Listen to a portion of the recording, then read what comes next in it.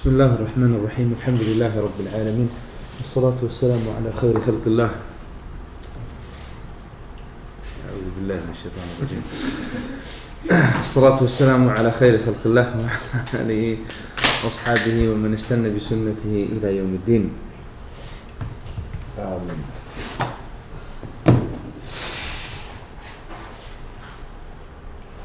Last week we were talking about Surah Al-Sharh, correct?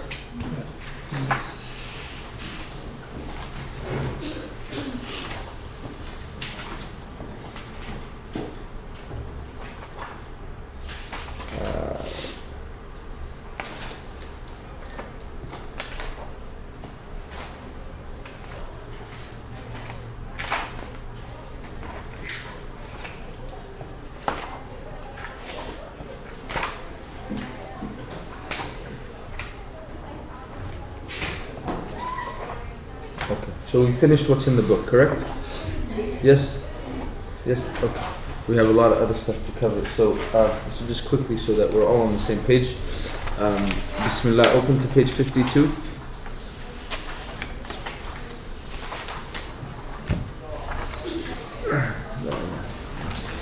Open to page 52.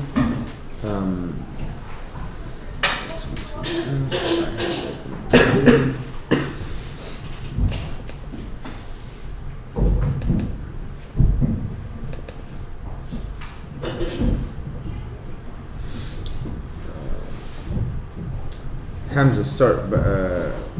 Just quickly review معاني الكلمات. Read the first few. بسم الله والحمد لله والصلاة والسلام على رسول الله. قال المؤلف حفظه الله. There we go. الشرح. Wait. Give me a second. There we go. Go. الشرح الارتياح بالإيمان. What's الارتياح mean? Comfort, ease. Comfort, ease. Okay, good. Continue. شرح الله صدره للإسلام. هداه للإسلام. Okay. ألم نشرح لك صدرك.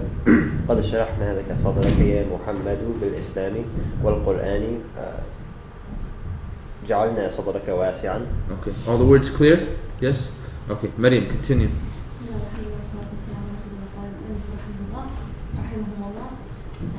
وزرك ذنبك ووضعنا عنك وزرك غفرنا لك ذنبك الذي أنقض ظهرك الذي أثقل ظهرك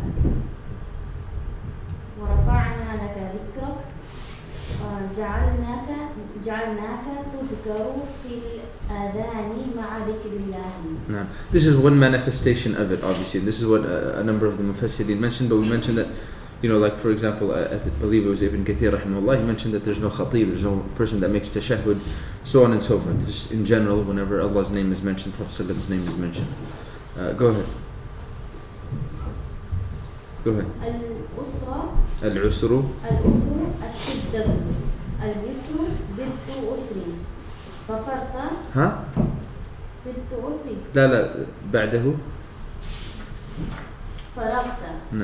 You said غفرت, right?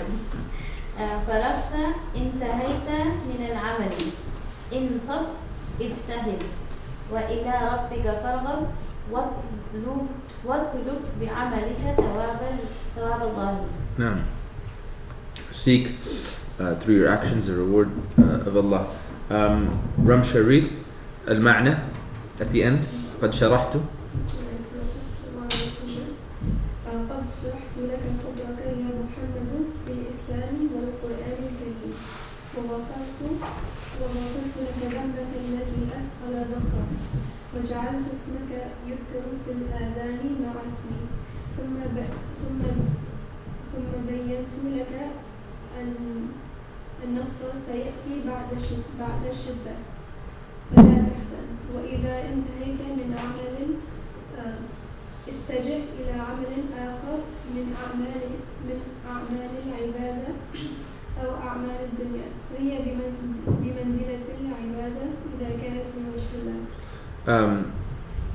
Maz, read المعنى, the last part, yeah. So just المعنى قد شرحته. بسم الله الرحمن الرحيم والصلاة والسلام على رسول الله قال رحمه الله قد شرحت لك صدرك يا محمد بالإسلام والقرآن الكريم. Stop. Hamza, translate that part. Allah has surely widened, expanded your chest, O Muhammad, with Islam and the Noble Quran. Continue, Maz. وغفرت لك ذنبك.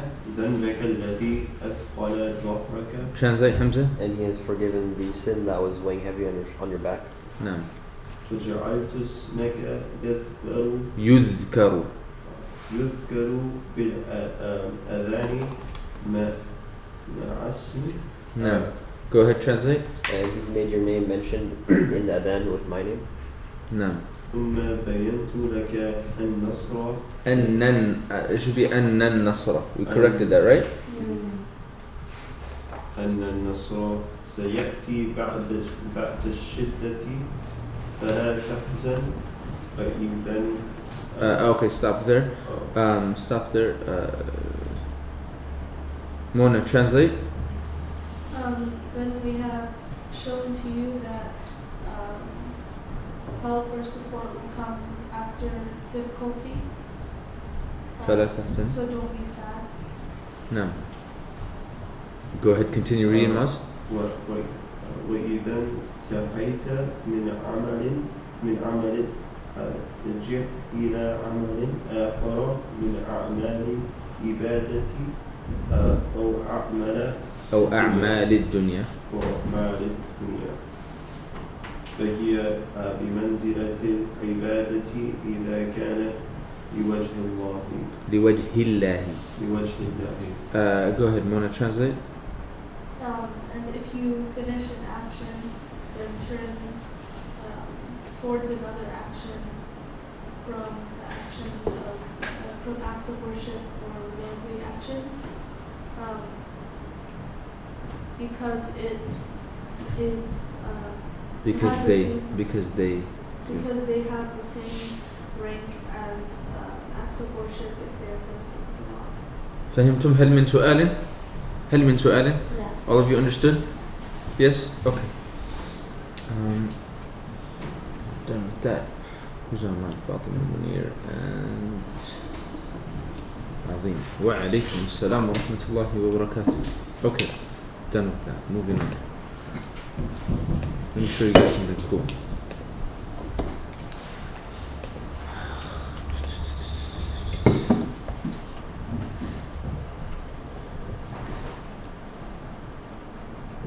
Write down this website, furqan.co. Furqan.co.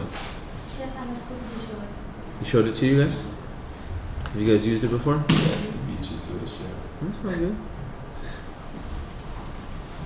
Have you guys used it before? Yeah. Yeah? Okay, so you guys know how it works? No. He showed it to you this year, last year? This is Huh? 2 weeks ago. Oh, okay. So you guys anyone used it before? We did. Huh? We had like a homework assignment where we had to translate stuff. There's a page in the dictionary. Page in the dictionary. Okay. So you guys technically used it somewhat? Yeah. Okay, so let's use It's it. just a dictionary. Oh, you use the dictionary part? Yeah. Okay. I haven't played with the website too much. I've played with the app. But let's just take a look at it. Quick second. My mind's not working right now. Buruj. Teen Shar. Okay? Surah Al-Shar. So, right. So, Surah Al-Shar, Ayah 1 popped up. Alam nashrah laka sadrak. Straightforward. Yeah, so you don't, even if you can't type Arabic, you don't have to type in the verse, right? Just type in the surah and the verse number, right? Clear. Okay, so we'll go to Tafsir ibn Kathir, right? And it's all there for you. Clear? I can expand that, right? So he says, Tafsir Surah Al-Nashrah, وهي مكية, بسم الله الرحمن الرحيم. And good or bad, they've put tashkil on a lot of the tafasir for you, right? One thing you'll notice, some of the tafasir is different. So although we plugged in the first ayah, right? You'll see the entire thing come up for this one, right? It goes, وَوَضَعْنَا عَنْكَ وِذْرَكَ وَرَفَعْنَا لَكَ ذِكْرَكَ فَإِنَّ مَعَ الْعُسْرِ يُسْرًا all the way فإذا فرغت فانصب إلى ربك فارغب. End of surah. Clear? And then we close that window. Let's see, we want to do Qurtubi, right? So you're going to put all the tashkil for you, good or bad. They don't have all the tashkil for all the tafasir, but for a good number that they do. So, but look, when you plug in this one, أَلَمْ نَشْرَحْ لَكَ صَدْرَكَ, you're only going to get the first ayah. Does that make sense? Right? So you'll see that in some of them. So you would have to go back, and if you want ayah number 2 from Qurtubi, you'd have to plug in ayah 2 specifically. Right? You also have Ma'alim al-Tanzil, Tafsir al-Baghawi is another very famous tafsir. The first one, Jami' al-Bayan, is the tafsir of Imam al-Tabari rahimahullah. Some other ones that are really good is this one, the middle one, Fath al-Qadir with tafsir of Shawkani. Right? But it's literally this one. I think it's the whole thing. Right. Clear? Good. So I might have you guys use this for some work and stuff. Can you go down? Is there an option to get rid of the tashkil? To what? Get rid of the tashkil? To get rid of it? Yeah, what does that say? The tashkil last, Where? In the blue. last bottom line. This one, yeah. What is it? Oh, wow. How cool. Oh, I guess yeah. That is, huh? Oh no. That's what happens to me. That's so crazy. I'm gonna use that feature. Yeah, it's actually really helpful for practicing. Yeah, Yeah. that's true. I guess so. That's interesting. Guess so. But watch, some of them. Which one? There was one I checked that didn't have it. Give me a second.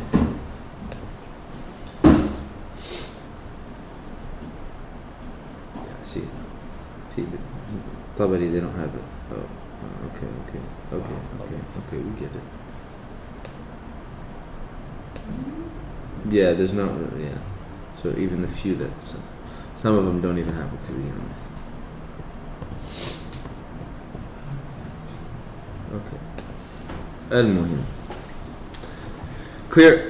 We were reading, I think where we left off, we were reading from Tafsir ibn Kathir. So you guys have used it? Furqan, you're saying? Just one time Barely. for diction. He told us which page to go to, type and which thing to use. Where you went under Ma'ajin? Yeah. And then Mufradat al-Fadl. Huh? Mufradat al-Fadl, the first one. Oh, this one. Yeah. Gotcha. And then you had to look up what word? Salama. Huh? Salama. Sa- Salama. Salama. Or Salima. Salama. لا. Huh? Salama. Salama, not Salima. صح.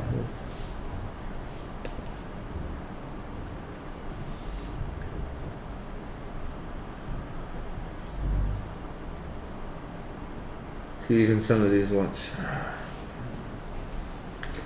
me show you this. Where's he going? Okay.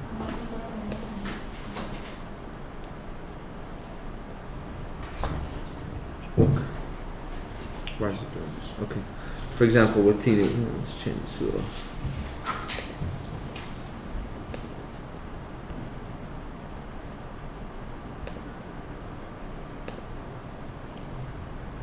Oh, nice. Right? الهمزة الاستفهام التقريري ولم حرف نفي وجزم وقلب نشرح فعل مضارع مجزوم بلم وفاعله مستتر تقديره نحن لك جار ومجرور متعلقان بنشرح, like they're attached to نشرح or they're related to نشرح. صدرك صدر مفعول به والكاف في محل جر مضاف إليه وجملة ألم نشرح ابتدائية إلى آخره. فهمتم؟ Okay. So this website. So don't ever ask me what's the Arab or something in the Quran. Just go to this. Okay. Is this only about Quran? This whole website? Yes. I want to say there's another one about there's another one about hadith. I didn't know that they have right now. There's another one with hadith, but yeah, this is a great website. Which one did you click for the outline? I clicked right now the first one. Okay. Which option did you go to? Huh? Which option did you go to? In the So up beginning? here. Why is it doing this now? Okay. I don't know why is it doing it. Now I can't scroll up. Why can't I scroll up? I'm trying to get there, but it won't stay. Do you guys see that? Yeah. Is it because you're zoomed in? Huh? Oh, yeah, Sheikh. Is it? No. Refresh the page.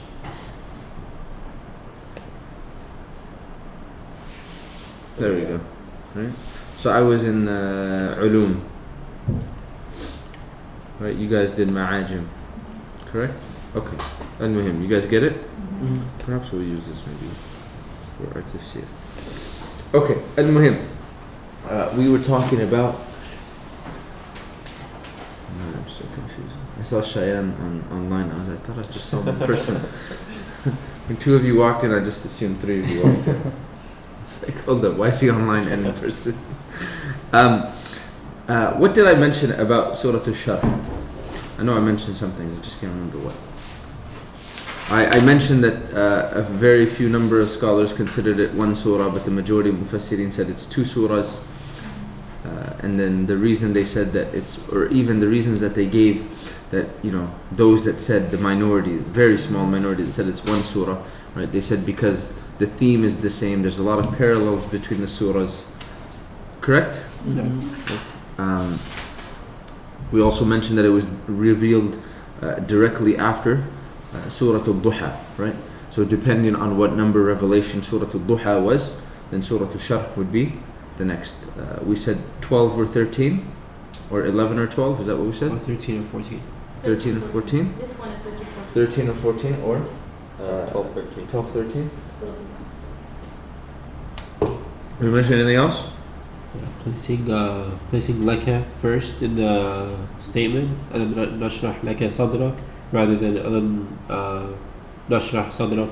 صدرك لك. Sadrak Okay. laka. Laka was takhfif for emphasis. لك was for Tajdeed. تخصيص. Takhsis. تخصيص. So it's showing that it's specific. Okay. What else? صدرك. This is not a test, guys. It's not. I'm just asking you to tell me what. I don't know. We mentioned that Sadaqah was opened up when the Prophet's heart was opened up and then out of Isra. Okay, we talked about the physical opening of Prophet Prophet's heart. We said that. So it happened at least twice. It happened authentically twice, right? Others mention it happened perhaps even 4 times. Right? Some say 4, some say 3, some say 2. What definitely happened, it seems like authentically, is at least 2.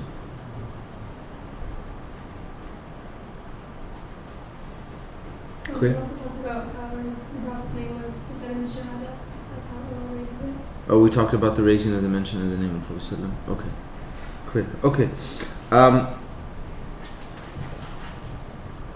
One thing I came across this weekend is, so this relates to Surah Al-Duha. Just one point about Surah Al-Duha. وَأَمَّا بِنِعْمَةِ رَبِّكَ فَحَدِّثْ. As for the favor of your Lord, make mention of it. Right? There's 2 verbs that could have been used here. حدث comes from the verb حدث, right? حدث, right?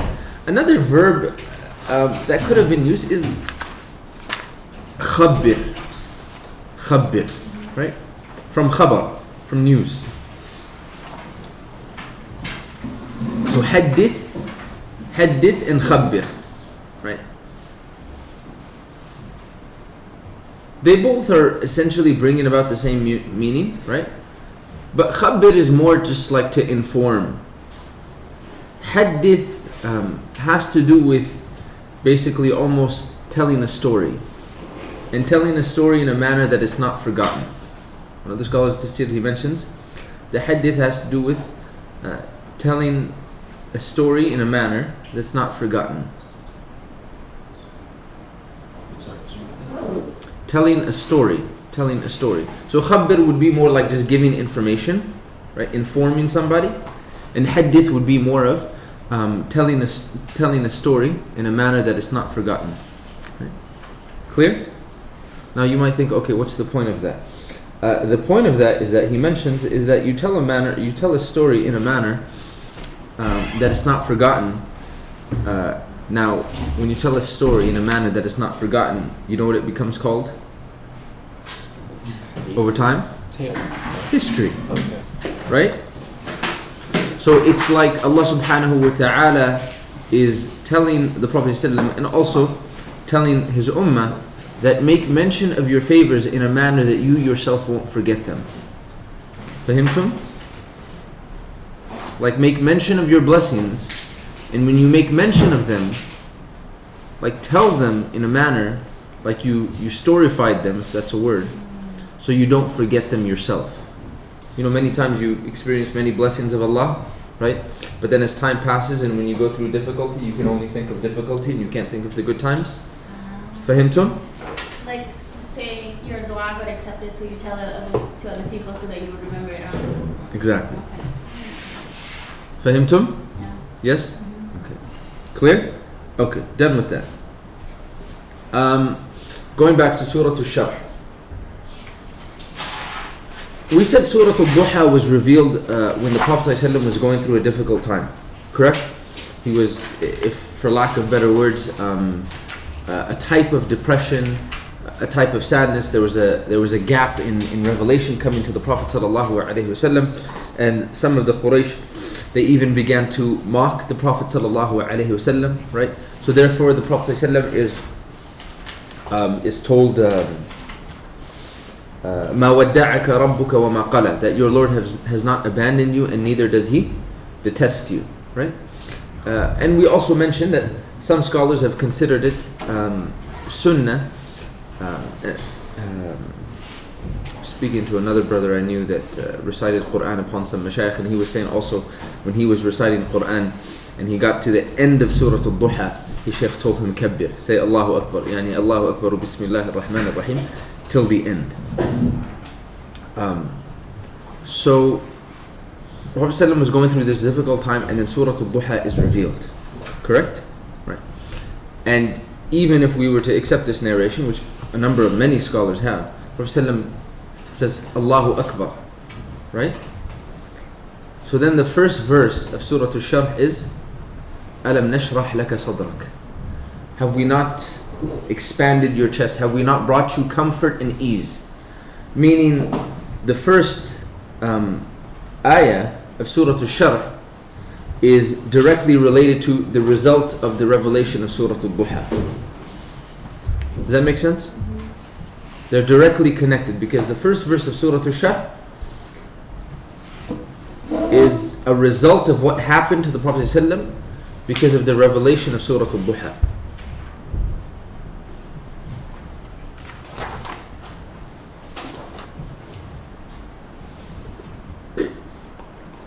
Fahimtum?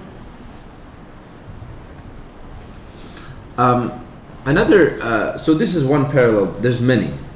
This is one parallel between the surahs. Another parallel between the surahs is that they both directly address the Prophet ﷺ. Although the messages can be taken for the entire ummah, for the believers, but both of them directly address the Prophet ﷺ. Right. And from Surah Al-Duha till the end, there are a total of 4 surahs that directly address the Prophet ﷺ. Surah Al-Duha, Surah Al-Sharh, what else? Surah Kawthar, and Surah Al-Nasr, إِذَا جَاءَ نَصْرُ اللَّهِ وَالْفَتْحِ. Right? These are 4 surahs that directly address the Prophet ﷺ. These 2 come in order, right? The other are separated. Also we find that both surahs they end with commandments. Right? So Surah Al-Sharh, right, ends with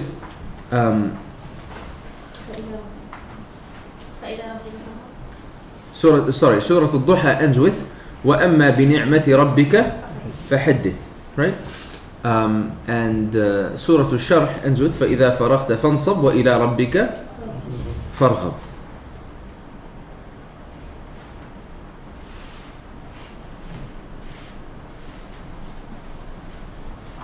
Another parallel between the surahs is specifically in the last verses, right? If we were to focus on the commands that are given, وَأَمَّا بِنِعْمَةِ رَبِّكَ فَحَدِّثْ, right? So proclaim the favors of your Lord. Some of the scholars, they said this is the Prophet ﷺ being ordered to do what you would call external gratitude. External gratitude. What would you call this from there again? وَأَمَّا بِنِعْمَةِ رَبِّكَ فَحَدِّثْ.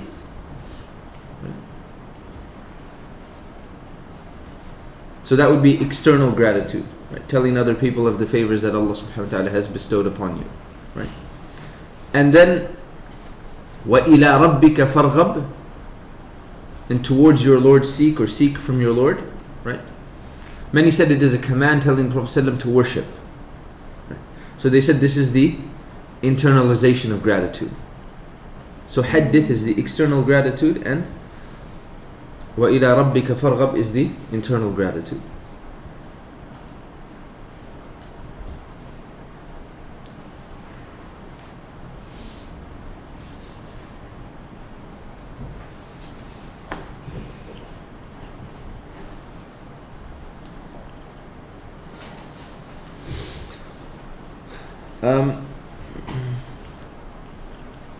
Also we find in Surah Al-Duha, Allah subhanahu wa ta'ala asks the rhetorical question, أَلَمْ يَجِدْكَ يَتِيمًا فَآوَى, did he not find you an orphan and he gave you refuge and shelter, right? And then it's followed by two facts. Allah mentions two facts, things that he's already done for the Prophet ﷺ. وَوَجَدَكَ ضَالًّا فَهَدَى, and he found you basically looking for guidance and he guided you. وَوَجَدَكَ عَائِلًا فَأَغْنَى, and he found you poor and he basically made you self-sufficient or rich, right? And similar to that, Allah subhanahu wa ta'ala, when he begins Surah Al-Sharh, he starts with this rhetorical question, أَلَمْ نَشْرَحْ لَكَ صَدْرَكَ, that have we not expanded for you your chest? And then again he mentions two facts of things that have already been done for the Prophet ﷺ. وَوَضَعْنَا عَنْكَ وِزْرَكَ, that we removed for you your sin. وَرَفَعْ الَّذِي أَنْقَضَ ظَهْرَكَ, which is connected to that. And then the second being وَرَفَعْنَا لَكَ ذِكْرَكَ, that we raised for you your mention. So in both places, after these rhetorical questions, Allah subhanahu wa ta'ala, he basically states facts of things that he's already done for the Prophet sallallahu alaihi wasallam. فهمتم?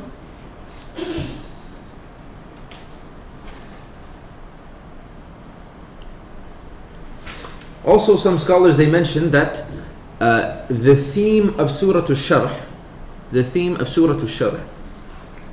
is to explain and expand in detail the blessings that Allah subhanahu wa ta'ala bestowed upon the Prophet ﷺ. Because Surah Al-Duha ends وَأَمَّا بِنِعْمَةِ رَبِّكَ فَحَدِّثْ, as for the favors of your Lord, proclaim them.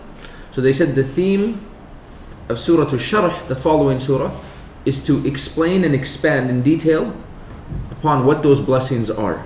That he expanded for you your chest, that he removed your sin, that he raised your mention. Fahimtum? Yes?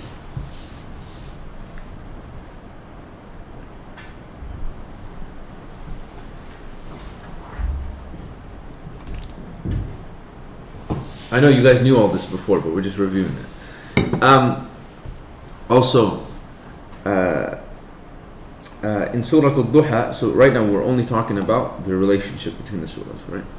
Also in Surah Al-Duha, Allah says, وَلَلْآخِرَةُ خَيْرٌ لَكَ مِنَ الْأُولَى وَلَلْآخِرَةُ خَيْرٌ لَكَ مِنَ الْأُولَى. That Allah basically is addressing the Prophet ﷺ and telling him that the hereafter is better for you than this dunya. Right? So he's told that the akhirah is better, right? But that still leaves the question of the hardship of the akhirah. That still leaves the hardship of the dunya. So the Prophet ﷺ is told in Surah Al-Sharh,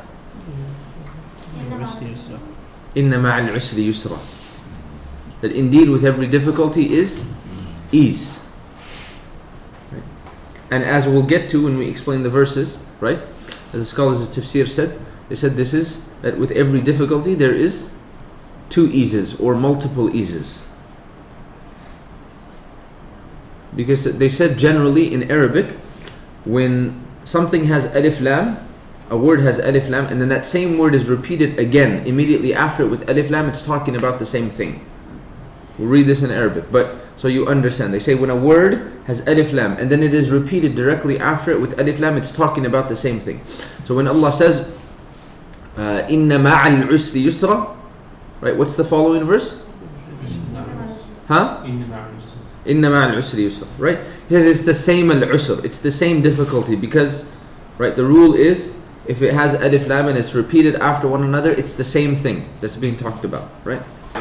And then they said the opposite also applies. That when a word doesn't have alif lam and it's repeated after one another, right? Then it's talking about two different things.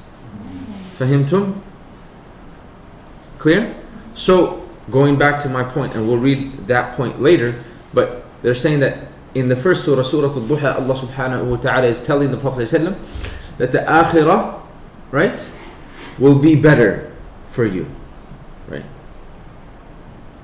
But still the dunya will be easy. Fahimtum?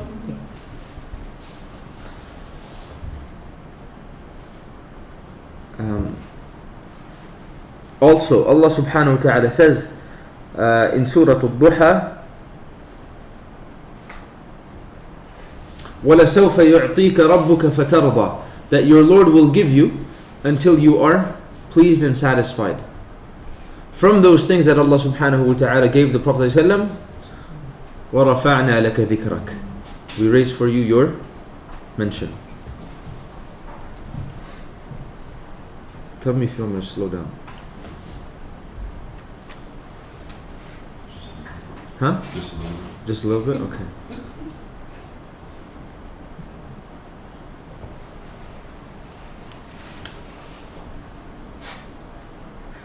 So of the things that will please the Prophet is his mention raised. Of the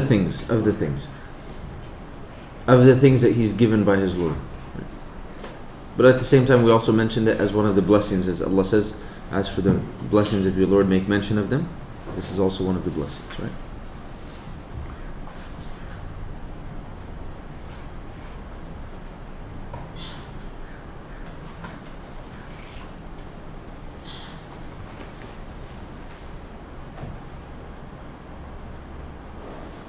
Okay, clear? Those are just some. Right? Who can review for us what we mentioned? Sorry, Yeah, go ahead. You said the alif lam and al-asra is the same as the following verse. What about the yusra? Is that the same yusra or is it a different yusra? No, we said it's different. We said the opposite rule also applies. So the yusra is different. Yes. So when generally in Arabic, and we'll read this, but generally in Arabic, when you have a word that's mentioned with alif lam, and then directly after that same word is mentioned with alif lam, it's talking about the same thing. So in this case, it's talking about the same difficulty. Yeah. Right? So the opposite also applies, meaning that when a word is mentioned without alif lam, right, and then right after it, the same word is mentioned without alif lam, it's talking about two different things. Wait. So when a word is without alif lam and then after You have another word without alif lam. without alif lam. Yeah, It's two. Oh, this is two different things. You see how I said it works opposite, right? Get it? I get it. Okay, I know it's Monday morning. Okay, so what are some of the parallels that we mentioned between the surahs? Ramsha. So They they both address the Prophet. both address the Prophet ﷺ. Ahsanti. Maryam, what else? Surah Taha is the result of the revelation. Surah Ash-Sharh is the direct result of the revelation of Surah Taha. Ahsanti. Surah Al-Sharh is a result, right? Basically, what was the effect on the Prophet ﷺ when Surah Al-Duha was revealed? Alam nashrah laka sadrak. Like, it's a result. Okay? Good. What else? Hamza? They both end in commands. They both end in commands. Good. Can you build upon that? And the command at the end of Surah Duha is for external gratitude. And the command at the end of Surah Al-Duha is for external gratitude, right? So you're proclaiming or making mention of the blessings to other people, and And the command for worship at the end of Shah is the internal gratitude. yeah, the command at the end of Surah Al-Sharh, which is basically ordering Prophet ﷺ to whether it's Qiyamul Layl or to make dua or to pray. We'll get to that, but it's basically a sign of internal gratitude to Allah subhanahu wa ta'ala. Okay, Najib? Both have a rhetorical question followed by 2 facts of blessings. Good. Both have a rhetorical question. Alam yajidka yatiman fa'awa and alam nashrah laka sadrak, right? And then both rhetorical questions are followed with things that were done for the Prophet sallallahu alaihi wasallam. وَوَجَدَكَ ضَالًّا فَهَدَى وَوَجَدَكَ عَائِلًا فَأَغْنَى. And then in Surah Al-Sharh, وَوَضَعْنَا عَنْكَ وِزْرَكَ, and then الَّذِي أَنْقَضَ ظَهْرَكَ is connected to it. The second would be وَرَفَعْنَا لَكَ ذِكْرَكَ. Good. Dalen? It explains in detail the blessings mentioned at the end of Surah Al-Duha. جيد. أحسنت. So Surah Al-Sharh, right? Surah Al-Duha ends with a command to the Prophet ﷺ of telling him to make mention of the blessings that have been bestowed upon him, right? So Surah Al-Sharh expands and explains in detail what those blessings that the Prophet ﷺ, the blessings the Prophet ﷺ was bestowed with.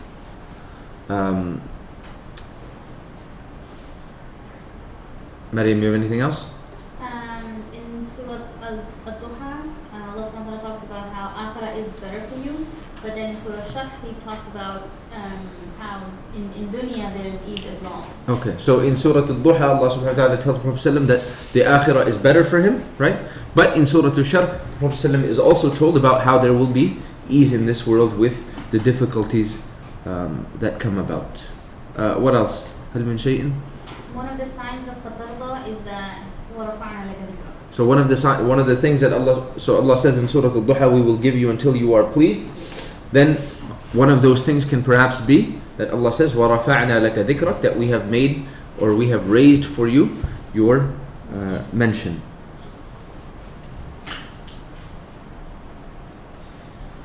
Anything else? It's the theme of Shah. Huh? The theme is to expand on the details of the blessings. Okay, someone mentioned that. I think we just did that. Yes. Good question. What is that al-usri referring to? We'll get to that. But just difficulty in general. And yusra is referring to also Ease. difficulty. Yusr is ease.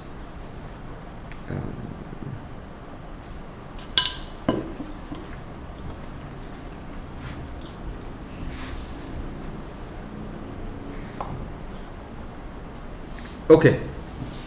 Also, we'll read from Ibn Kathir in a second, but what else? Okay. Alam nashrah laka sadrak. Usually now, when the word sharhun, يعني you said شرح محمد الكتابة. شرح محمد الكتابة. What does شرح mean over here? شرح محمد الكتابة. Explain, right? Explain. Over here we understand sharhun as an opening to make something expansive, right? Because that's, for example, when someone explains a book, right? They open up for you the meanings, right? You might be told something or read something, but you don't understand it, right? And then someone opens up for you the meanings. They explain something. So, right, it expands your understanding, right? So, the concept of the chest being expanded, right, is an Arabic expression, right? Just like we have English expressions, right? If you say, it's raining cats and dogs, what does it mean? It's raining a lot. It's raining a lot, right? It's raining a lot. So it's an Arabic expression, right?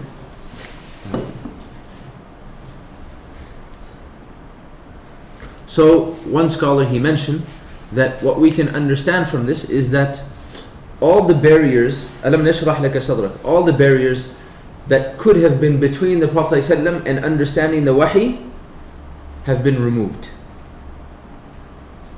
All the barriers that could have or that were between the Prophet ﷺ and understanding the wahi, the revelation, have been removed.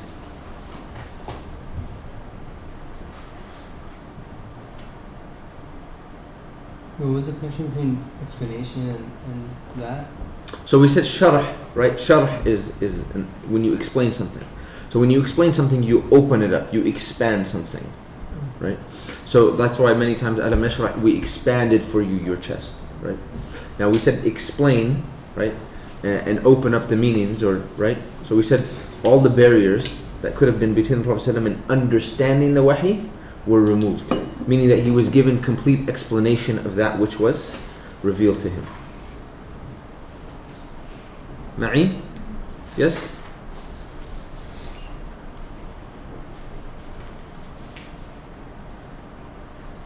So as a result of that, what happens is, right, for example, when we read in Ma'ani al-Kalimat, Sharh al-Sadr, it said, al-irtiyahu bil-iman, like ease and comfort and relaxation through iman, right?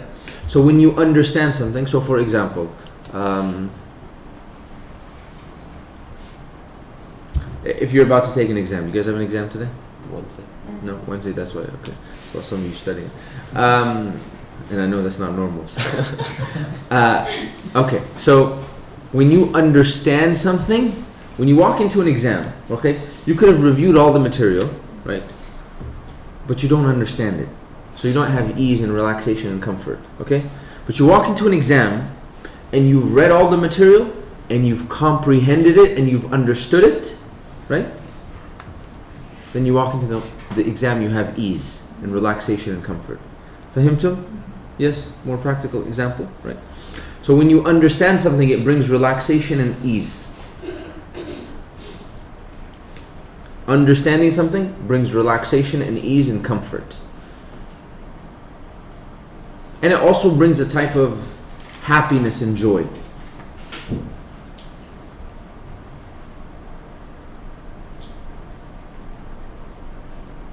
A more perhaps relevant example, right? When we were going through the tafsir of Surah Al-Duha, right? And all of you were reading the different possible meanings the different verses could have. Right? وَالضُّحَى وَاللَّيْلِ إِذَا سَجَى. You guys were like, oh. Right? When we talked about, when we spent I think almost one class on وَوَجَدَكَ ضَالًّا فَهَدَى. He found you lost, seeking guidance, loving guidance. He found you among a people who were misguided, so he guided you by them, so on and so forth, right? You all knew Surah Al-Duha.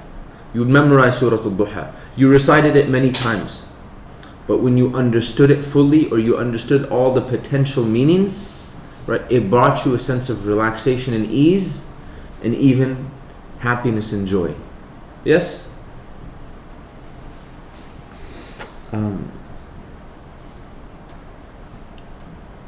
I think I mentioned last time that just the two phrases, أَلَمْ نَشْرَحْ لَكَ صَدْرَكَ or قَدْ شَرَحْنَا لَكَ صَدْرَكَ, right? One would be both are essentially stating the same thing, but the question or the way it's phrased, instead of saying قَدْ شَرَحْنَا لَكَ صَدْرَكَ أَلَمْ نَشْرَحْ لَكَ صَدْرَكَ, is more powerful, right? It brings about more emphasis. Also the focus on أَلَمْ نَشْرَحْ لَكَ صَدْرَكَ, that we expanded for you your chest, right? And not we expanded for you your heart. Right? Some scholars, they said that understand the chest as a chamber in which the heart is inside.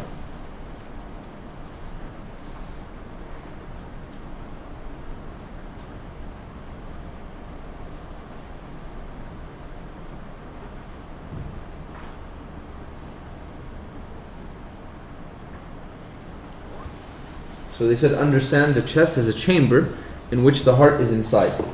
Right? That's why in Surah An-Nas, Allah subhanahu wa ta'ala says, right, about shaitan, يُوَسْوِسُ فِي صُدُورِ النَّاسِ. He whispers into the chests of mankind. Right? So when he whispers into the chest of mankind, what happens? It's putting this pressure on the heart. And the heart cannot be at ease, because there's all this, you're stuffing the chest, right, with jealousy and sin and, right, whatever the case may be, right? So basically you're kind of squeezing the heart, not letting it breathe spiritually. And then Allah says in a different place in the Quran, أَلَا بِذِكْرِ اللَّهِ تَطْمَئِنُّ الْقُلُوبِ, that the only way for the heart to be at ease, right, is through the dhikr of Allah. And when the heart is at ease, it's allowed to be at rest and comfort, then the chest expands. Do you remember which ayah this was along? Mona will tell you. No, which ayah is Sheikh, is the chest expanded to accommodate the heart, or is the heart expanded and just to expand the chest? One more time? Is the chest expanded so that it accommodates like the weight and the things that the heart will bear? Or is it We'll other talk way? about why the chest is expanded. We'll talk about Okay. that. What is? Heart. I'm not sure about which ayah was it. Not really.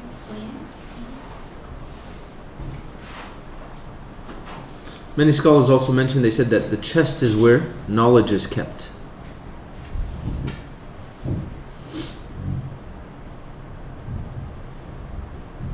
And they said that Iman is where, or the heart is where Iman is kept. So Iman is like protected by knowledge, or inside of, is in the chamber of knowledge. Huh? Iman is in like the chamber of knowledge, surrounded, I guess, because you said the heart is in the chest. Sure. Chamber.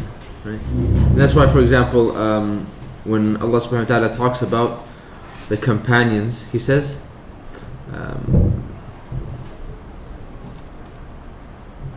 in Surah Al-Hujurat,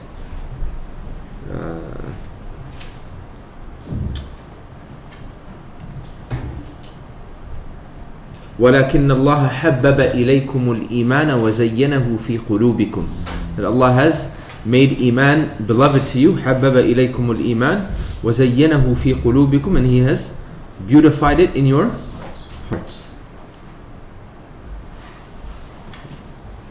Also the dua of the Prophet ﷺ, يَا مُقَلِّبَ الْقُلُوبِ, O turner of hearts, ثَبِّتْ قَلْبِي عَلَى دِينِكَ, make my heart firm upon your religion.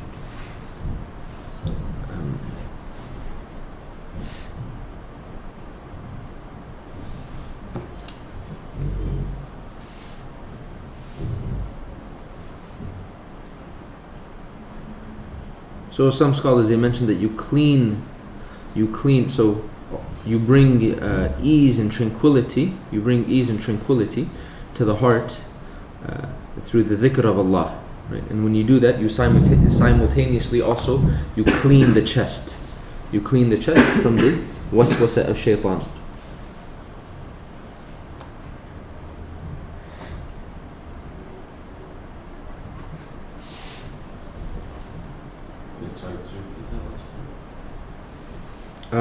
So the heart, Allah says, أَلَا بِذِكْرِ اللَّهِ تَطْمَئِنُّ الْقُلُوبِ, that the heart finds ease through the remembrance of Allah. So the heart is brought comfort and ease through the dhikr of Allah. But simultaneously, when you do that, it also cleans the chest.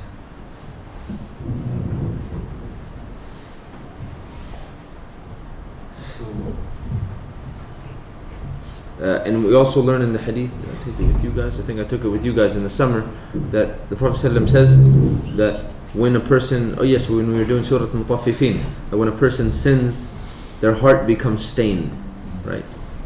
And then when they basically seek forgiveness, سُقِلَ قَلْبُهُ, right? His heart becomes polished, right? But then the end of the hadith mentions that if the person basically doesn't repent and they just continue to sin, that the blackness or the darkness on the heart, it overtakes the heart, right? And when it overtakes the heart, then it corrupts everything around it, including the chest. So, if doing dhikr is, like you said, cleansing the heart, then you could say that that's kind of helping to ensure ilm nafi' is by doing dhikr, and remember Allah subhanahu wa ta'ala, like making sure that the knowledge that you gain is pure and Yeah. in good shape. There's many connections that can be made, right? Now, understand, a lot of this is from ilm al-ghayb, knowledge of the unseen, but this is what some scholars have mentioned about the relationship between the heart and chest and dhikr and waswas, and also in relationship to this ayah, alam nashrah laka sadrak. Also, we find in the story of Musa, right? His famous dua, Rabbi shrah li sadri. When does he make this dua? When he was told to go to Fir'aun. Huh? When he was told to go to Fir'aun. When he was told to go to Fir'aun, right? When he was told to go to Fir'aun, he makes this dua, right? So we find that basically the expansiveness or the chest being made expansive is something that is needed, dare I say required, for anyone that wishes to do da'wah.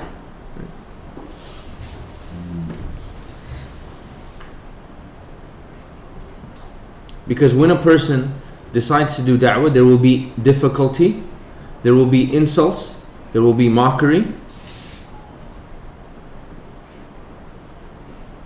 there will be assault,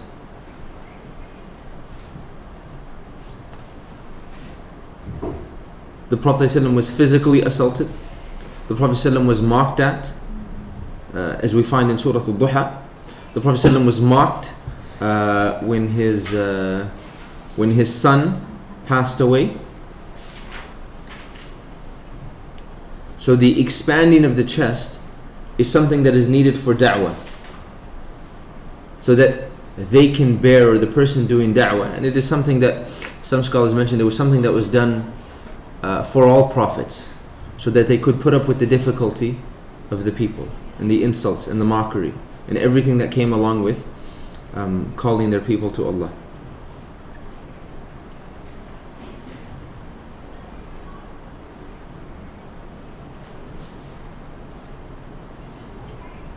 So the Prophet ﷺ is being told that he has been prepared, right, to go give da'wah. And right, one of the amazing things when you study the seerah, you learn how much the Prophet ﷺ was able to bear, right, from his people.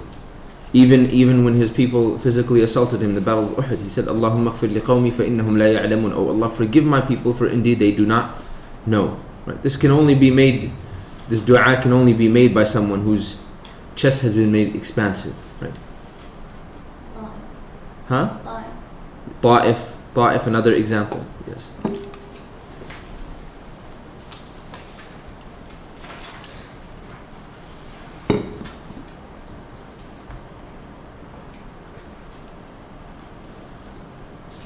Right. So we said that the chest being made expansive is that so that Prophet ﷺ could fully understand the Quran, right? We talked about that example. We said that it brings relaxation and ease when you completely understand something.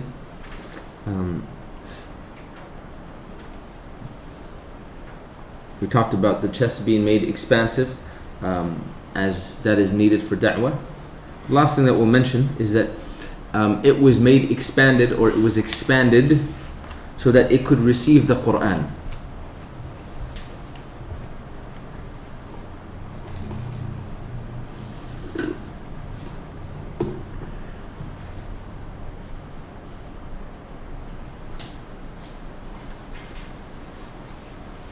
What we mean by that is that Allah subhanahu wa ta'ala says in Surah Al-Hashr,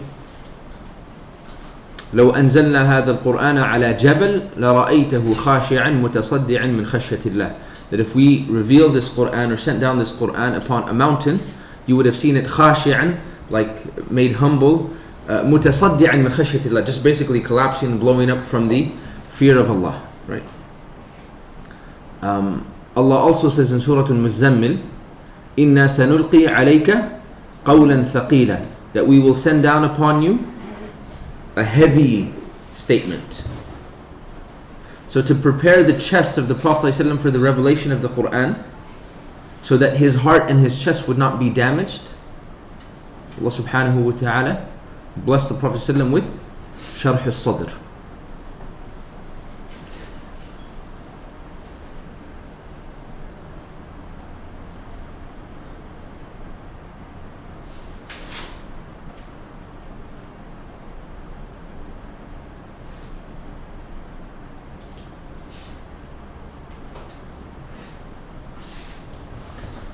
فهمتم? Yes? I'm not going to go on anymore because I don't want to tire you guys from writing right now. So, we good? You guys get all that? Yes? Any questions? Yeah. Or maybe, yeah. Okay. Good.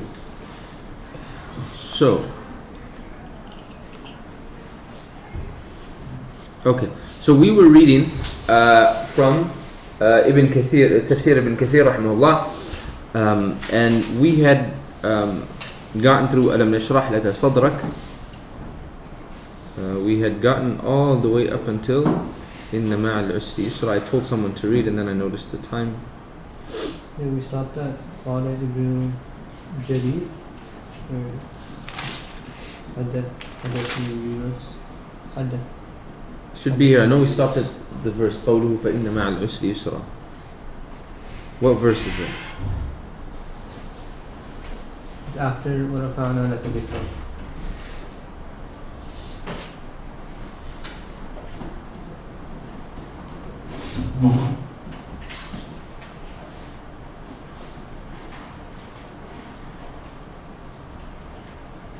Okay. Where? Who did I ask to read? And then I cut him off, and I said, "Hey, we'll just continue tomorrow." It was either Zoya, Maryam, or Ramsha. Can you do control find and I don't know. It's fine. I know we're here. I know we got through this much. Okay. If you guys say it's Zoya, then it's Zoya. Zoya, اقرأي وقوله. Can you see it? Yeah. وقوله فإن مع العسر يسرا إن مع العسر يسرا أخبر تعالى أن مع العسر يوجد اليسر ثم أكد هذا الخبر. So the Most High, He informed that with difficulty there is ease. ثم أكد هذا الخبر. What's أكد mean? Confirmed, emphasized, right? This news or this information. Clear?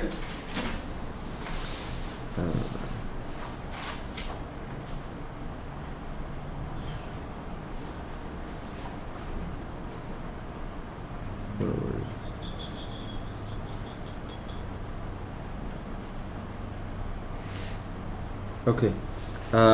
Zoya, you see what's on the top? Just from the end. حدثنا المبارك بن فضالة. حدثنا المبارك بن فضالة عن الحسن قال. عن الحسن. من الحسن؟ البصري. قال كانوا يقولون لا يغلب عسر واحد يسرين اثنين. الاثنين. قال كانوا يقولون لا يغلب عسر واحد يسرين اثنين. What does that mean, Hamza? Oh wait, I'm still trying to comprehend that too. Okay. Mona, what does that mean? لا يغلب عسر. So Al-Hasan said that they used to say, يعني if he's saying they used to say, it could mean the Sahaba. Go ahead. لا يغلب عسر واحد يسرين اثنين. It's like one difficulty cannot overcome two eases. Yeah, one difficulty cannot defeat or cannot overpower two eases. There's statements like this, and we'll come upon a few more. Some attribute it to the Prophet ﷺ. Many of the hadith scholars, they consider these ahadith to be, in terms of their attribution to the Prophet ﷺ, many consider it to be weak, right? But the meaning to be authentic, because the meaning is definitely there in the Quran.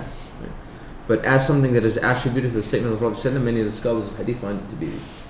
But this is a statement. So even over here in the first narration, he'll mention it later. But right, this is one of the most common phrases. لا يغلب عسر واحد يسرين اثنين. That one difficulty will not overpower or defeat two eases. Why is it? Why'd say ithnayni if we know yusrayni is dual? For emphasis. Okay. For emphasis.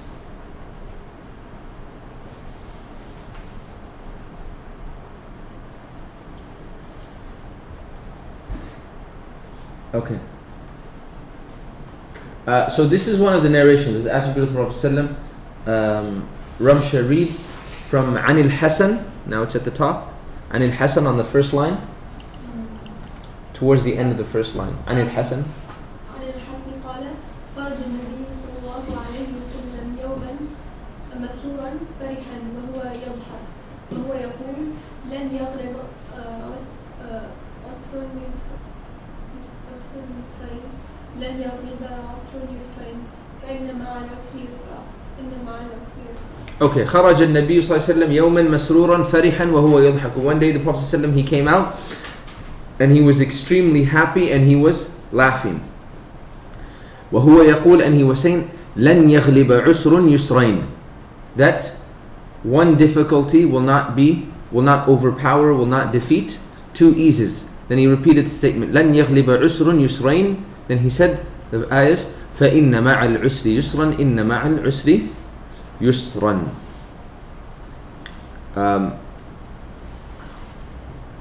Hamza, read. وقال سعيد. بسم الله والحمد لله والصلاة والسلام على رسول الله. وقال سعيد عن قتادة ذكر لنا أن رسول الله صلى الله عليه وسلم بشر أصحابه بهذه آية فقال لن يغلب عسر يسرين. نعم.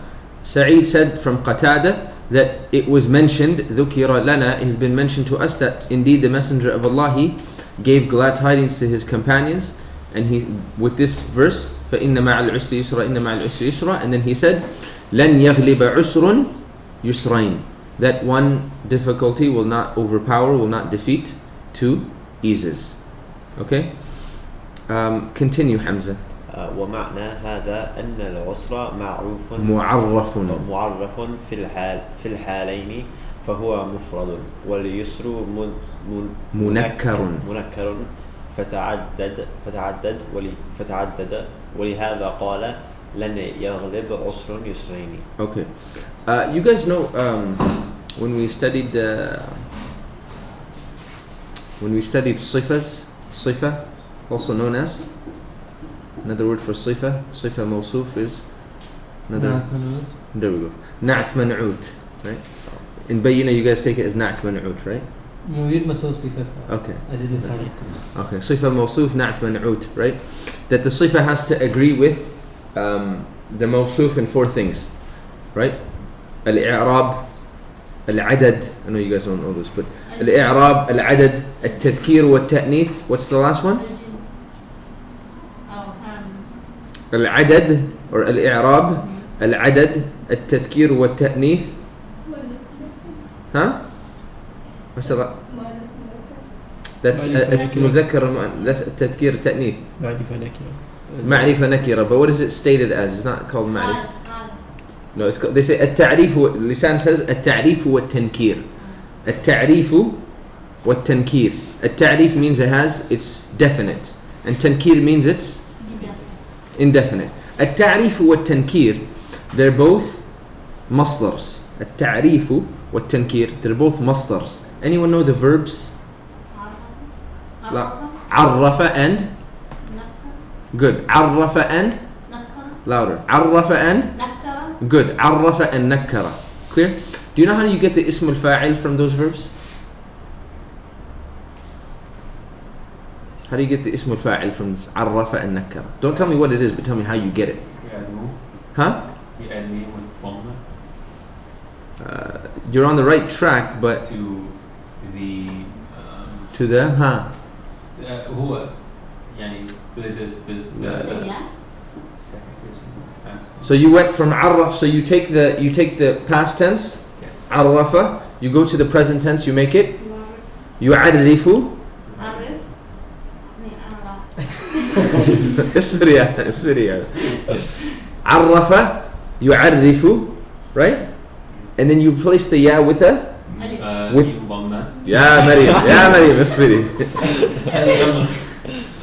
عرف يعرف, then you replace the ya with a Meme with dhamma. with a meme with a dhamma. And Okay, so عرف يعرف, so معرف. Good. Wait. اصبروا. عرف يعرف, you replace the ya with a meme, with a dhamma, right?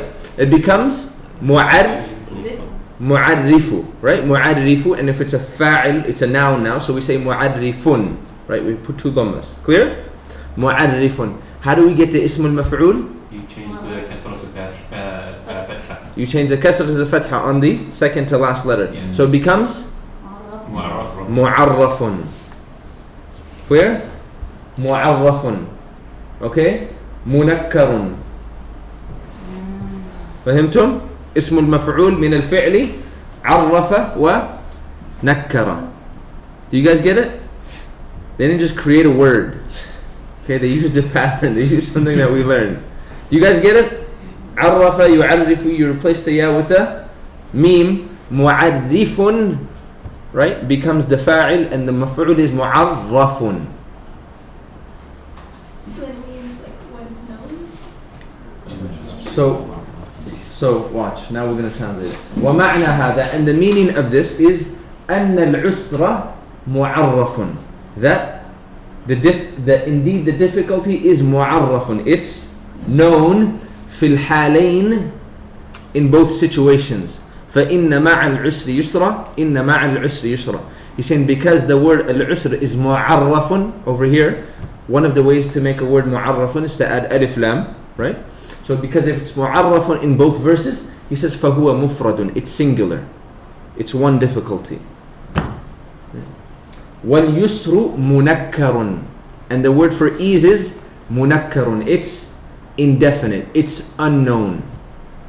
فَتَعَدَّدَ, ta'addada means it's more than one. وَلِهَذَا قال, and for that reason he said لَنْ يَغْلِبَ عُسْرٌ يُسْرَيْنِ, and for that reason he said that one difficulty will not defeat or overpower two eases. هَلْ مِن سُؤَالٍ. You guys get all that? So we're going a little fast today because this is too much right to cover. Yes? I don't know if you guys looking at it like you understand it, or looking at it like it's like hieroglyphics on the board right now. You guys get it? Yeah, we get it. Yes? Everyone gets it? Okay. Ahmed, read. يعني قوله. بسم الله الرحمن الرحيم والصلاة والسلام على رسول الله. قال المؤلف رحمه الله. يعني قوله فإن مع العسر يسرا إن مع العسر يسرا فالعسر الأول عين الثاني واليسر تعدد. Okay, good. Okay. I'm doing a lot of stop. Don't worry about this for a second. Don't worry about this. Aynun. Look at me. Aynun. What are the meanings of aynun? Eye. Spring. What else? Spy. One more. Okay, gold. One more. Well, No, that's big. no. One more. Huh? Delete. Short first. Okay, elite. Sure. Not the. Okay, sure. That one too. One more. Look through your notes. Look through Sheikh. Which surah did we cover this in? Well, you covered it with Sheikh Ahmed last year, and I think I saw it on the board Well, this we year. covered it like recently. Yeah, with Sheikh Ahmed. We did it with Chef Jamil too. Yeah, with Sheikh Jamil. There we go. Sheikh Jamil. Did you take it as nafsu or dhatu? I know I saw it somewhere. Come We on. don't know with He was Sheikh Jamil. explaining how you're supposed to differentiate which. Okay, but I know Sheikh Ahmed, at least to you last year, one of the words I remember on the board over there, I can visually still see it. Yeah. It said nafsu. Or dhatu shay. Like aynu shay, nafsu shay. So he says, يعني قوله, the meaning فإن مع العسر يسرا إن مع العسر يسرا فالعسر الأول عين الثاني. He says العسر الأول, the first difficulty is عين الثاني, is the same exact one as the second one. يعني نفس الثاني. Is it witness? Huh? Ayn is witness? No? No. Okay? فالعسر الأول, the first difficulty, is عين الثاني, is نفس الثاني, is like the same exact one as the second one. Clear? This is one of the different meanings you see of عين, right? وَالْيُسْرُ تَعَدَّدَ. And as for the ease, تَعَدَّدَ, it is numerous. فهمتم? Yes? Okay. So Ainun here means same. Same. But would this be like an idiom basically in Arabic? It's like, it's the eye of the other one in the sense that it's like, لا نفس so الثاني. it's completely Yeah. separate meaning. We call it an idiom. I don't know if it to be used like. I get what you're saying, Yeah. but I don't know if that's why they said Okay. نفس الثاني.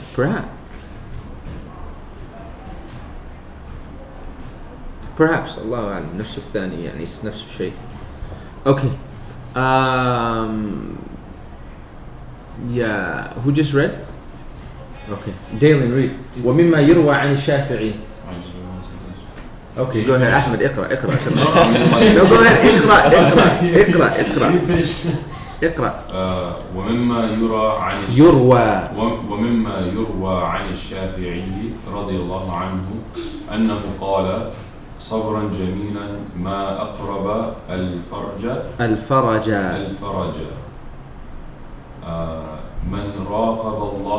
من راقب الله في الأمور نجا من صدق الله لم ينله أذى ومن رجاه يكون حيث رجاه. نعم أحسنت. Okay. ومما يروى عن الشافعي from that which has been narrated from الشافعي رضي الله عنه, may Allah be pleased with him, أنه قال صبرا جميلا ما أقرب الفرج. صبرا ها؟ لا بأس به. You don't want Allah to be pleased with it? What are you, Hanafi or something? Yeah, طبعا أكثر الأحيان تعصب بالمذهب. Become Hanafi, you don't want to get offended when it says رضي الله عنه عن الشافعي, right? لا بأس به. Yes, طبعا we know it many times as رضي الله عنه used for the companions, right? And sometimes we hear it used for other people that are not companions, lingo. And we see this, Ibn Kathir is a great scholar and he uses it for a Shafi'i, right? So sometimes it's used for great people as well. But yes, because we're accustomed to just seeing it for only companions. So he says, صبرا جميلا ما أقرب الفرج. Mona. صبرا جميلا ما أقرب الفرج. So these are two lines of poetry. What does it mean? صبرا جميلا ما أقرب الفرج. I don't know if the last part means that, like beautiful patience is close to apologize. How close is the relief? صبرا جميلا. How close? No. So it's as if he's saying صبرا جميلا ما أقرب الفرج, like he's saying اصبر صبرا جميلا, like have beautiful patience. ما أقرب الفرج, because the faraj, the relief, the comfort is very near. ما أقرب is called صيغة التعجب, an expression that used for amazement. Huh? ما أقرب. Sorry, what was faraj again? Faraj is relief, comfort, ease. Let me see your hadith book. Yeah, it's the one we did last year. What you said? 19. Yeah, what is it, 19? Yeah. وإنما على No. Could be. Go ahead. Which one was that, 19? No, it's not 19. 19 is Wait, 19, 19, Abbas. 20 It's 19. It's 19 the second. It's the second. Oh. The second riwayah. And ولا الفرج بالكرب. وأن الفرج مع الكرب. Right? Relief comes with affliction. Also, it comes up in the hadith later towards the end. Where's the long hadith?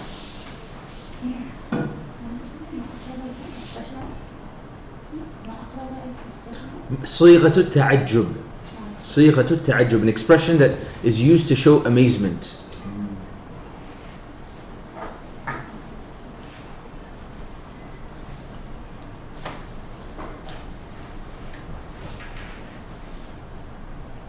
What's going to bother me right now? Here we go. Hadith number 36. Have you guys gotten that far? No. No? We're at 11. Oh, actually, it's not. Okay. جيد. So ما أقرب Yeah, we took it. In Lisan al-Quran, you say, ما أجمل something, like how beautiful this is. ما أجمل الجمل. ما أجمل السيارة. Like how beautiful is the car. Clear? Allah says, there's a few in the Quran. Okay. Anyways, he says, صبرا جميلا ما أقرب الفرج. Like he's saying, beautiful patience, meaning have beautiful patience. How near or how close is the relief or the comfort. Then he says, من راقب الله في الأمور نجا. من راقب الله في الأمور نجا. Muna? Whoever it depends on. Not depends on. من راقب الله, raqaba is to observe, to notice something. Okay? What's meant here, من راقب الله, like whoever observes like the limits and the boundaries of Allah. Whoever observes the limits and the boundaries of Allah في الأمور, in matters, naja, will be saved.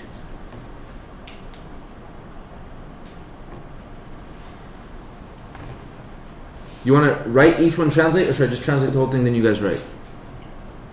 Translate it. Okay. اختلف العلماء على قولين.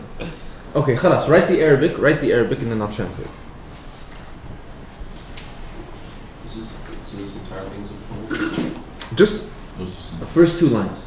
The first two lines. صبرا جميلا ما أقرب الفرج من راقب الله في الأمور نجا من صدق الله لم ينله أذى ومن رجاه يكون حيث رجا.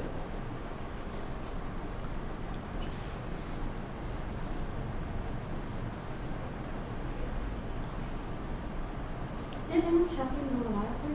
A lot.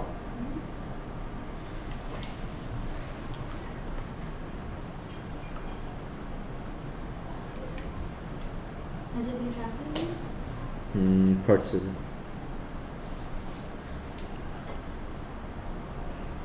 We'll go through some one day, inshallah, if we make progress. But thus far we've covered 2 ayahs. Alhamdulillah.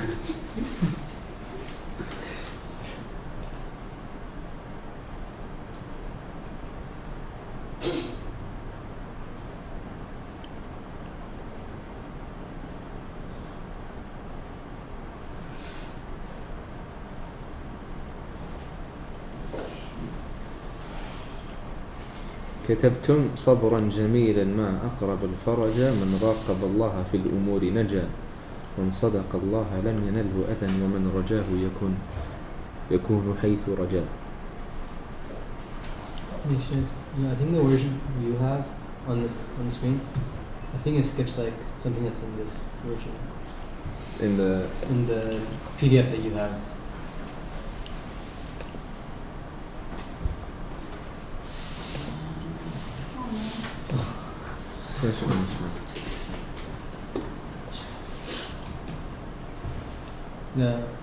قال الحسين بن سفيان With what?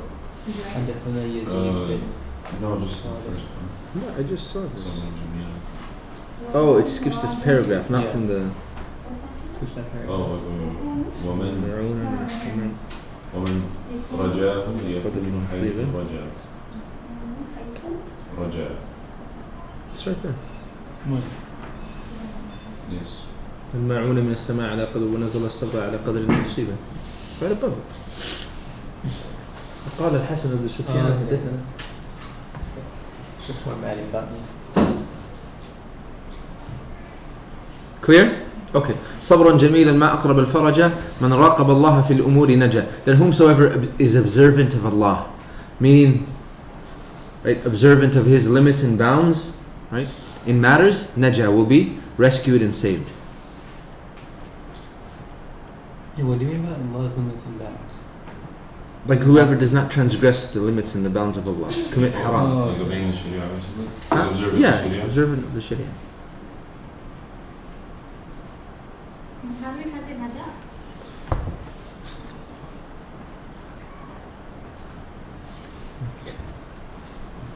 najah? Will be saved and rescued. Fatima said, where in the Furqan site did you say we could find the i'rab of the ayat? Sorry, I missed it. Okay.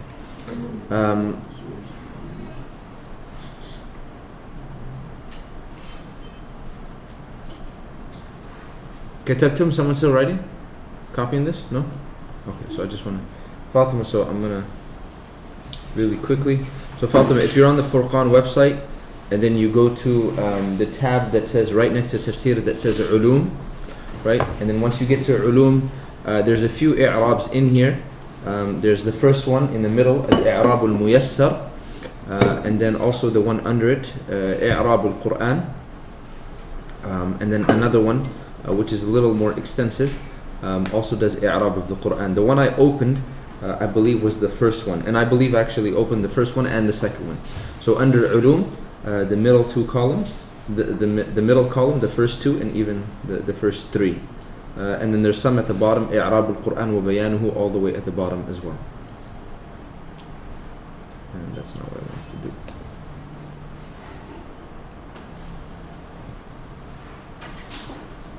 Okay, what's the next line?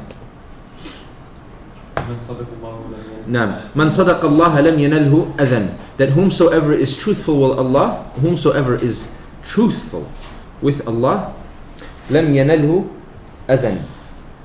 That will not. That person will not be. That person will not attain or acquire harm. Truthful here being. Truthful in their covenant, in their promise. Acquire, you said? Acquire will not be, let's use afflicted.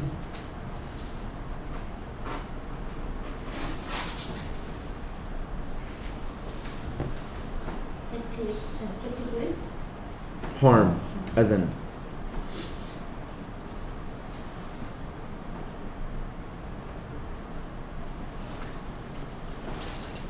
This verb is, what's the past tense, anyone? Huh? Nala. Nala. The mudari is? Yanalu. The verb is nala. Yanalu. Clear? Yanalu. And then you put lam before it. When you put lam before it, what happens? You have two sukoons, right? A sukoon on the alif and a sukoon on the lam. So what do? You drop the alif, you drop the weak letter, so it becomes lam yanalhu. Fahimtum?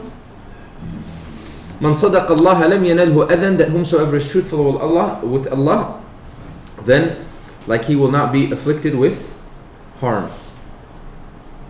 The fa'il over here is adhan.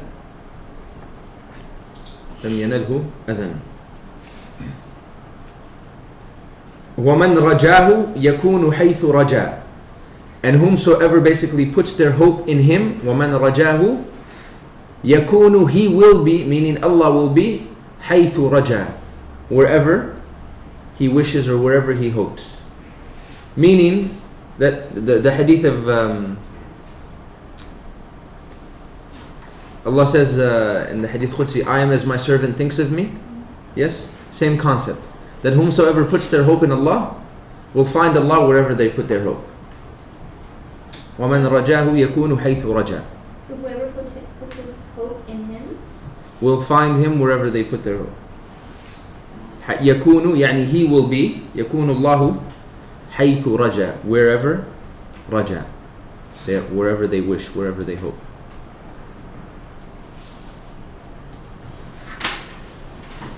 Yes?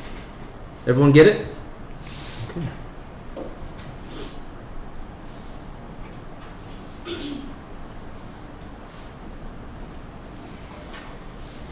this is an explanation of which ayah?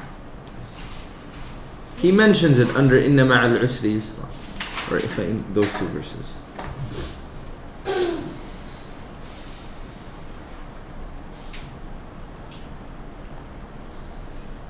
Okay. Daylin, now you can read. وَقَوْلُهُ بسم الله والحمد لله والصلاة والسلام على رسول الله رحمه الله ابن كثير. يعني there's nothing wrong with حفظه الله. يعني وقوله فإذا فرغت فانصب وإلى ربك فارغب. أي إذا فرغت Yeah, Dylan. You just read the verb in the ayah.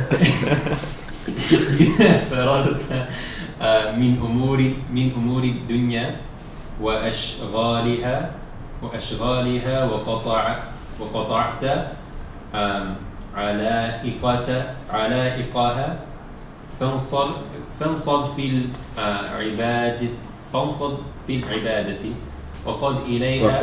وقم إليها نشيطا فارغ البال وأخلص لربك النية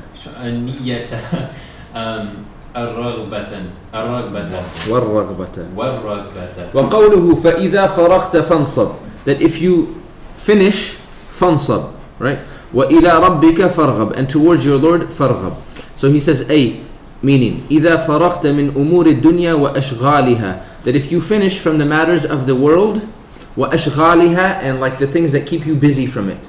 أشغالها, its works, its basically responsibilities, work.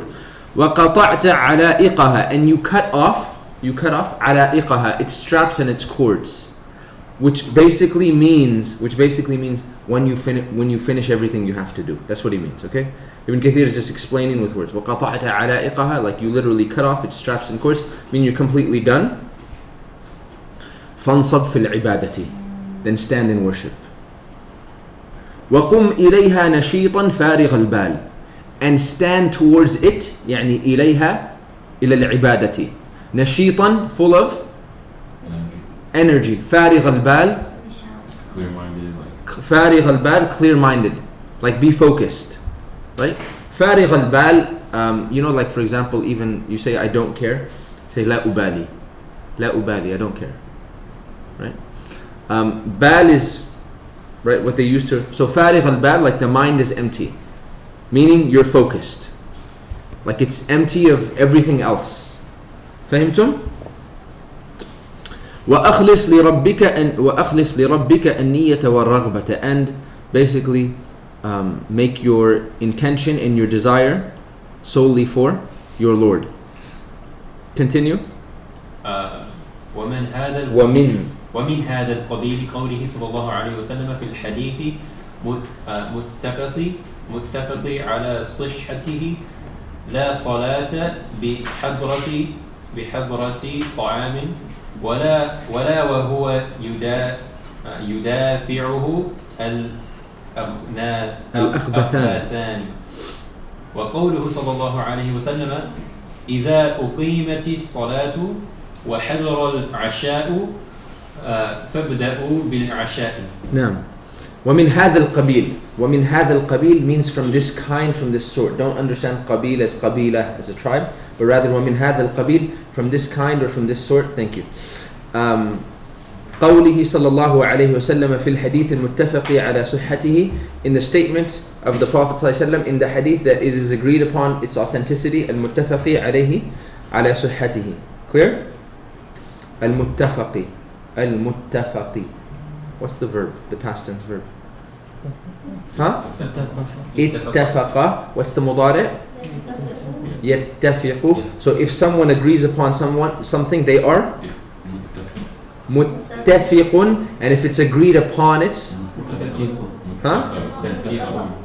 if it's agreed upon, it's متفق. It's the مفعول. فهمتم?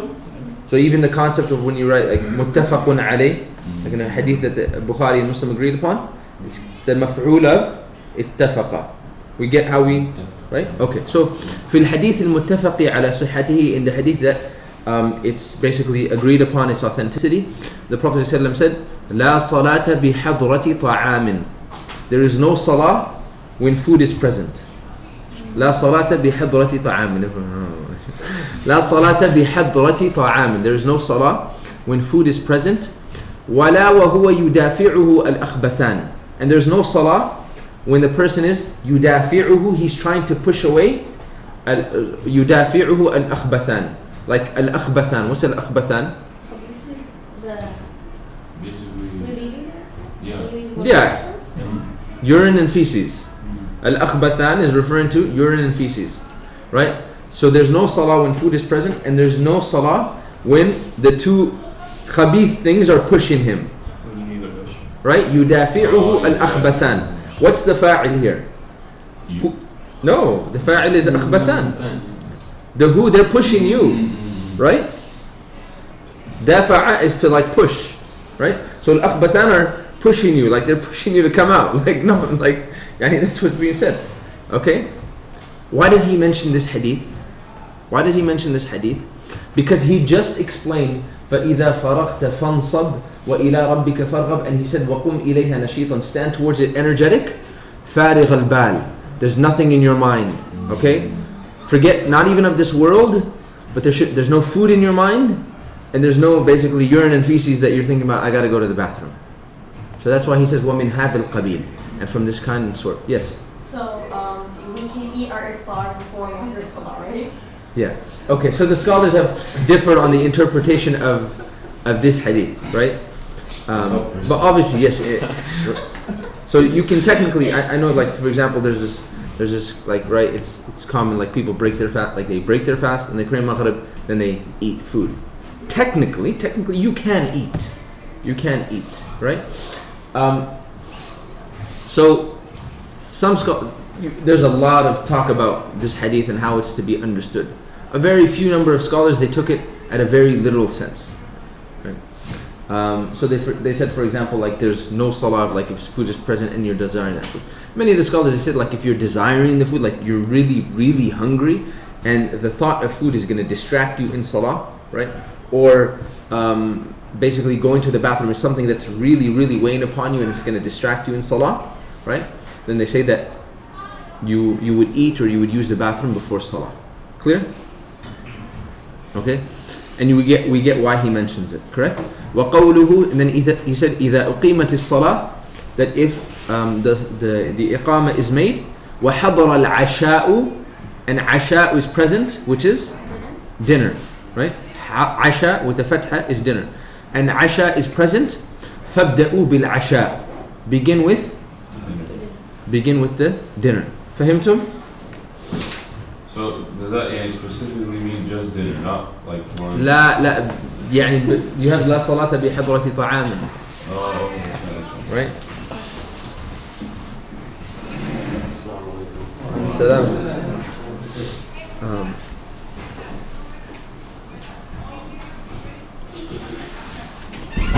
Did you guys cover this in fiqh yet? La salat? No? Okay. Perhaps we'll go back to it. Maybe find some time and go back to it. قال مجاهد, يا Dalen, you were reading? I was. Go ahead, continue. قال المجاهد في هذه الآية إذا فرغت من أمر الدنيا فقمت okay, go ahead. نعم.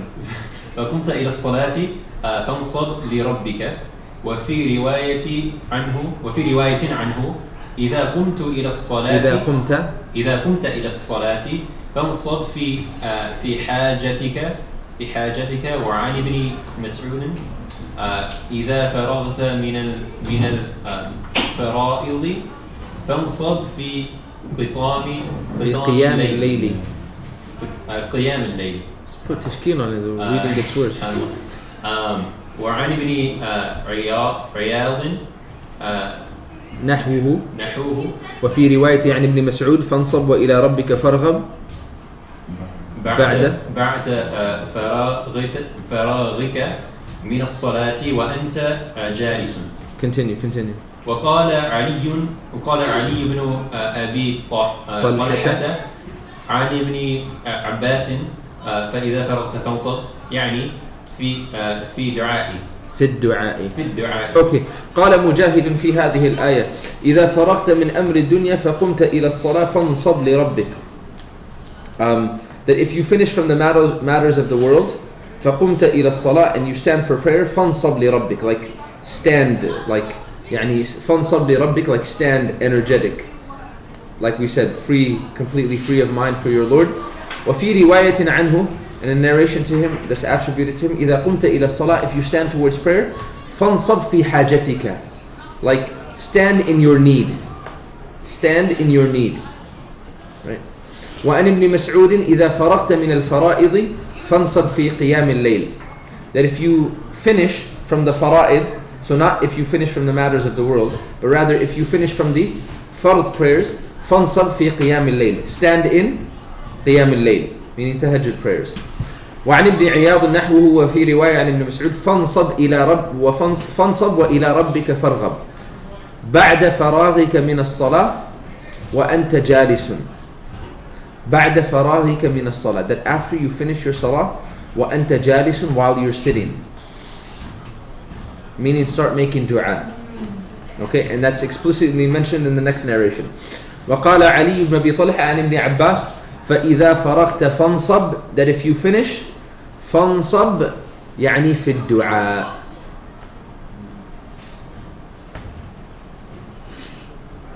Right, so what the command is exactly is what يعني the scholars are differing upon. But what we can generally say, right? فرغت, whether it's matters of the world or an action of ibadah, fansab is definitely referring to doing another action of ibadah. Clear? Whether it's qiyamul layl, right, or making dua, right, whatever the case may be, it's moving to another action of ibadah. Right? Go ahead, finish. وقال زيد بن أسلم والضحاك فإذا فرغت أي من الجهاد. Okay, فإذا فرغت أي من الجهاد. Okay. Third interpretation, if you want to call it that. Go ahead. فانصب أي في العبادة. Okay, so after you finish jihad, after you finish basically that type of worship, go to the worship that's directly with your Lord, right? Continue. وإلى ربك فارغب قال الثوري اجعل نيتك ورغبتك إلى الله عز وجل. So about the last verse, Al-Thawri said, Sufyan Al-Thawri, he said, make your niyyah and your desire towards Allah. Meaning make your niyyah and your desire towards Allah. Right? Then he says, آخر تفسير سورة ألم نشرح ولله الحمد. Sheikh, what is Dhahhaku? Huh? Is that a name? Dhahhak is a name. Yes. Yes, sir. So, Allah subhanahu wa ta'ala is saying to Prophet about the umur of the dunya. Whether it's, so that's what the scholars are different. Some said it's when you finish from the matters of the world, fansab fil ibadati, like begin your worship energetic and free of mind. Right? Some said, no, rather when you finish one act of worship, move on to the next act of worship. So if you finish your fard prayers, move on to qiyamul layl. Or if you finish your prayer, then move on to fansab, your dua, while you're still sitting. No. Fansab is always referring to an act of ibadah, not an act of the worldly life. Yeah, according to the majority of tafsir, fansab is referring to an action of ibadah. What faraqta is referring to, that's what, you know. Fansab from nasaba? No, nasaba, to raise something. Yeah.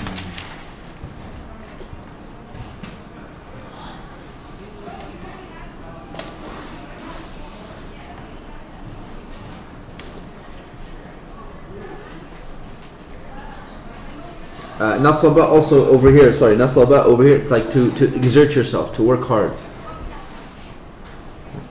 So exert yourself in qiyamul layl, exert yourself in dua. Which word means to Insab. Nasaba, yansab, insab.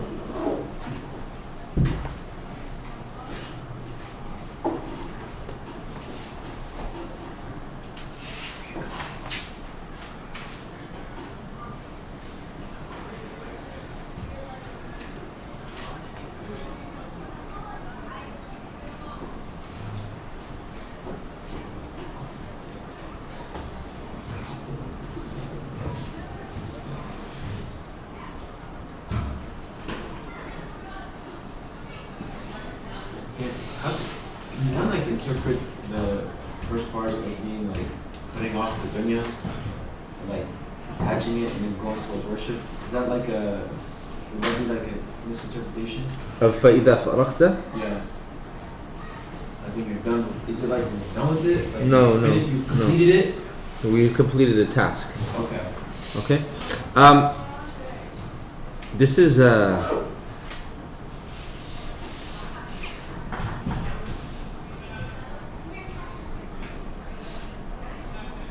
This is Tafsir al-Shawkani. It's called the Fath al-Qadir. Allah. Read Mona. معنى شرح الصدر. بسم الله والحمد لله والصلاة والسلام على رسول الله. قال المؤلف رحمه الله معنى شرح الصدر. معنى شرح الصدر. What is the meaning of شرح الصدر? Go. فتحه بمعنى opening it up. بإذهاب ما يصد عن الإدراك. Stop. فتحه opening it up بإذهاب ما يصد عن الإدراك. Anyone? Okay, إذهاب means to remove. So ذهب means to go. أذهب means to make someone go, or as we would understand, to remove. So أذهب, the masdar is إذهاب. Okay, so فتحه, opening it, بإذهاب, by removing ما يصد عن الإدراك, that which will, you could say, repel, or that which would deter understanding. Remember we talked about this, right? We said that the reason the chest was open so that all the barriers of the Prophet ﷺ not being able to understand the Quran would be removed. This is exactly what it says. He says, فتحه, opening it up, بإذهاب ما يصد عن الإدراك, opening it up to remove everything that would prevent or repel from understanding. Idrak, right? Idrak. Okay, actually leave that. What? Continue, Mona. والاستفهام إذا دخل على النفي الله. Good. والاستفهام, and a question إذا دخل على النفي, if it enters upon a negation. يعني, what's the negation? لم نشرح. What's the question? Clear? You have لم نشرح, a negation. You have a question before it. ألم نشرح. والاستفهام إذا دخل على النفي قرره. That if a question enters upon a negation, قرره, it basically resolves the matter, it affirms the matter. فهمتم? It makes it rhetorical. That's what it is. Yeah, we would say it makes it rhetorical, right? But it kind of affirms it. يعني everywhere in the Quran, ألم تر كيف فعل ربك بأصحاب الفيل. Have you not seen? Clear? ألم يجدك يتيما فآوى. Right? So when he says الاستفهام إذا دخل على النفي قرره. Right? The question, it enters upon something that's been negated, it establishes it.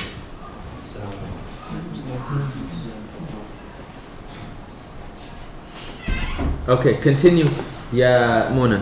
فصار المعنى قد شرحنا لك صدرك. Whoa. Okay, sorry. Okay. Okay, go ahead. فصار المعنى, sorry. فصار المعنى قد شرحنا لك صدرك وإنما خص الصدر لأنه محل أحوال النفس من العلوم والإدراكات. No. He says so فصار المعنى, the meaning became قد شرحنا لك صدرك, that we have expanded for you your chest. وإنما خص الصدر, and Allah specifically خص, he did تخصيص, right, of the صدر, لأنه, because it is محل أحوال النفس, because it is the place of the states of the nafs, right? He says من العلوم والإدراكات. Ulum is the knowledge and the sciences, and idrakat is like the perception and the understanding. So he says Allah specifically mentioned the chest because that is the place in the person where they have all their sciences and all their knowledge and all their, basically, the way they perceive things. Clear? Continue. والمراد الامتنان عليه صلى الله عليه وسلم بفتح صدره وتوسيعه حتى قام بما قال به من الدعوة. وقدر على ما قدر عليه من حمل آفاء النبوة وحفظ الوحي. Okay, stop there. You read from wal muradu. What does wal muradu mean? What is intended, meaning what is intended by this verse, is al imtinan. What's imtinan? Anyone? Not the connection. Imtinan is Al-imtinanu alayhi, the favor upon him. You know manna? Manna, the verb manna, right? Naam, minan. So al-imtinanu alayhi, like showing the favor upon him. Bi-fathi sadrihi, by opening up his chest. Wa-tawsi'ihi, and making it. Wa-tawsi'ihi, and making it wide. From the verb wassa'a. Wassa'a. So mentioning the favor upon him by opening up his chest and making it vast. Hatta qama, so that hatta, until qama, he could carry out, not stand up, okay? Hatta qama, that he could stand up, carry out. Bima qala bihi min ad-da'wati, he could carry out that which he said from da'wah. Remember we said that sharh al-sadr is needed in da'wah, right? So he says exactly that, so that he could carry out that which he said from da'wah. وَقَدَرَ عَلَى مَا قَدَرَ عَلَيْهِ, and he could be capable of that which he was capable of. من حمل أعباء النبوة وحفظ الوحي, from carrying أعباء النبوة, the burdens of prophethood, and protecting the revelation. What's the singular of a'ba? So let me just first of all look for a different definition. Okay, so أعباء, what did I say? Burdens, right? The burdens and the loads. Sorry, burdens and loads.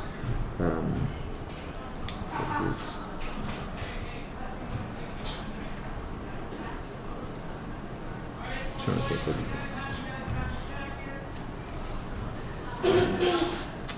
Ibn or something. Yes, there we go. Ibn is the singular. So once again, he says, the purpose, the intent is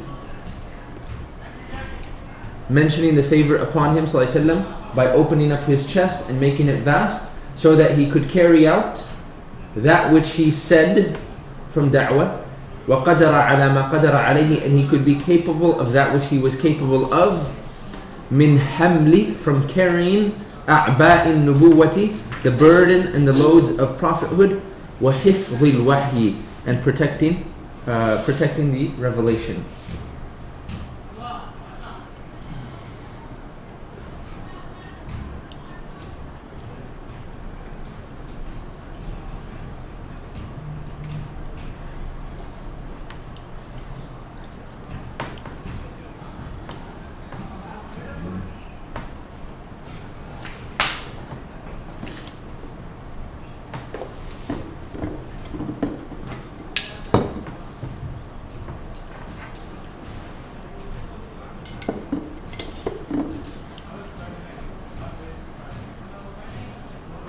Okay. Read, Mona. قال قتادة. This is talking about وَوَضَعْنَا عَنْكَ وِزْرَكَ, that we removed for you your wizr, الَّذِي أَنْقَضَ ظَهْرَكَ, that which made your back heavy, right? In Ibn Kathir we read this as one thing basically. He removed for you your sin, that which was making your back heavy. Continue.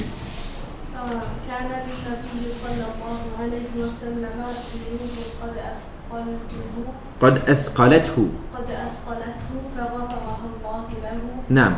So the Prophet ﷺ, this is the interpretation that we took, that he had some sins and they were making his back heavy, so Allah subhanahu wa ta'ala forgave them. Continue, Mona. وقوم يذهبون إلى أن هذا تخفيف أعباء النبوة التي تثقل الظهر من القيام بأمرها سهل الله ذلك عليه حتى تيسرت له. No, he says وقوم يذهبون, يعني a different group of scholars, قوم يذهبون, not go, but meaning they took the opinion. Okay, وقوم يذهبون, they say إلى أن هذا تخفيف أعباء النبوة. Rather, what this وَوَضَعْنَا عَنْكَ وِزْرَكَ الَّذِي أَنْقَضَ ظَهْرَكَ is not referring to a removal of sin, but rather is referring to تخفيف أعباء النبوة, lightening the load and the burden of prophethood. Because his load wasn't that just he was a prophet, but he was the final prophet. So lightening the burden of prophethood, التي تثقل الظهر من القيام, the one that weighs down heavy upon the back, من القيام, from carrying it out, بأمرها, by its matters, its affairs. سهل الله ذلك عليه, Allah made that easy upon him. حتى تيسرت له, until it like became easy for him. فهمتم هذا? Clear? Okay, you guys look like at that point where you took too much tafsir today. So we'll end here. وصل اللهم على نبينا محمد وعلى آله وصحبه وسلم.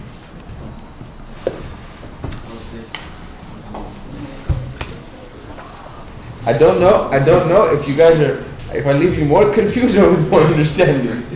Well, it's a good ending spot. Yeah, I think we got one. Because if we ended before the answer of that, it would have left me like super confused. But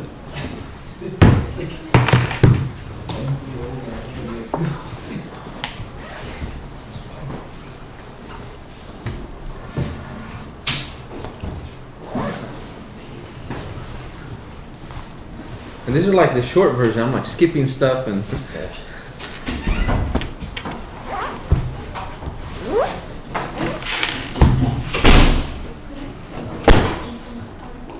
Do we cover a full book formally later on? Like, What? do we cover like books of it, or we can do like word for word?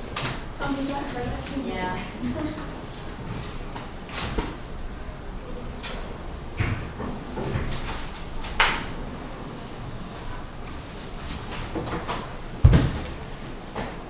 I didn't memorize it because it's not like a full suit. I only memorized one. I did too. So you They said you don't have to. Not bad. I think it's straightforward. It's like, you gotta do it. You gotta memorize Yeah, it. it's just you know the meaning. That's you know it. what to do.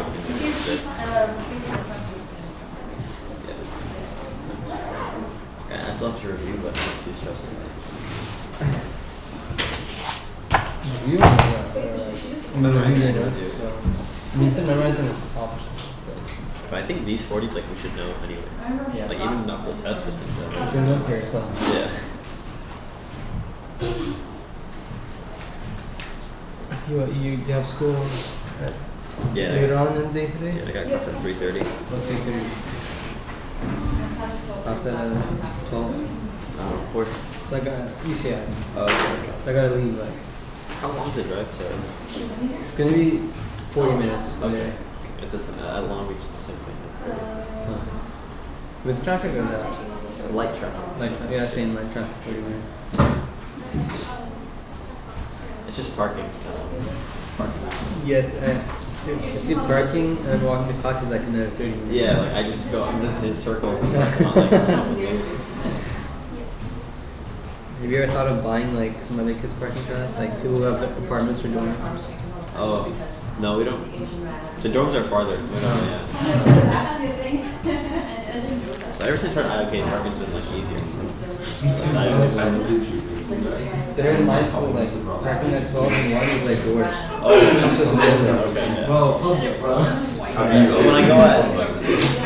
When I go like at, so I pray Mother, then I go after, I get some questions. It gets better. Yeah, they come on up with so many different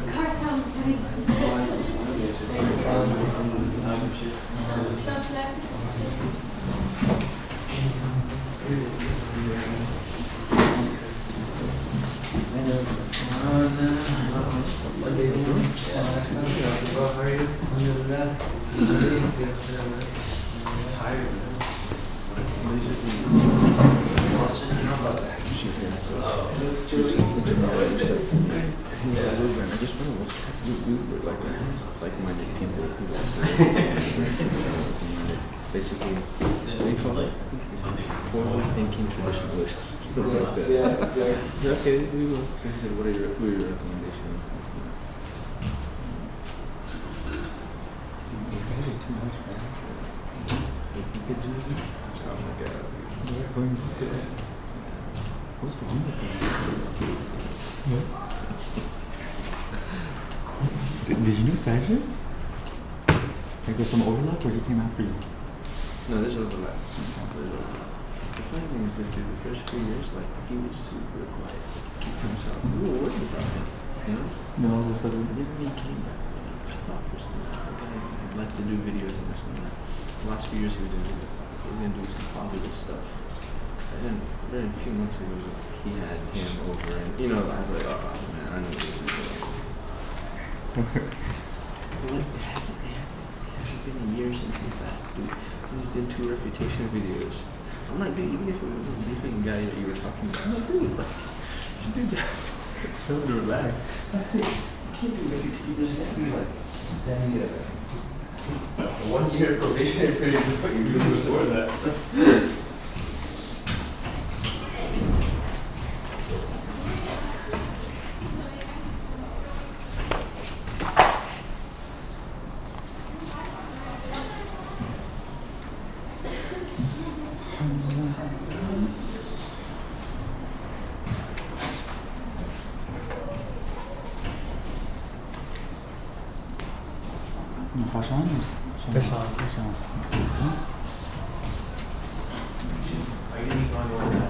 We can go over.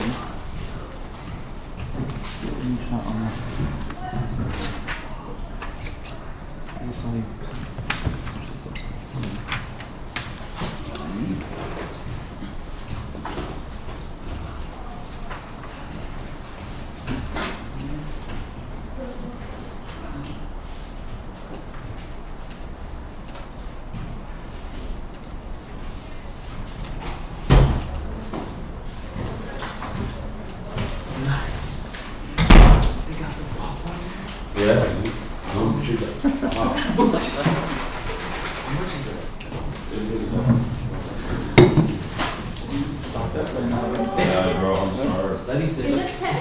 That's your breakfast? Yes, sir. Yeah, that's my breakfast. That's the breakfast of champions. Yes, sir.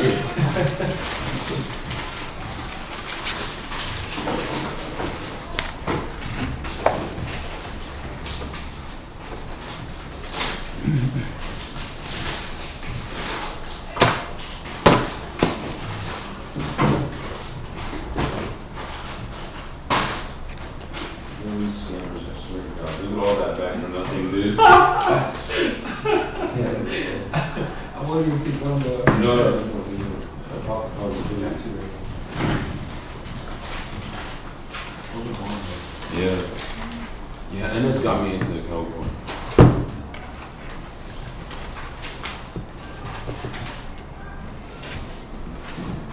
That's good too. Thank you.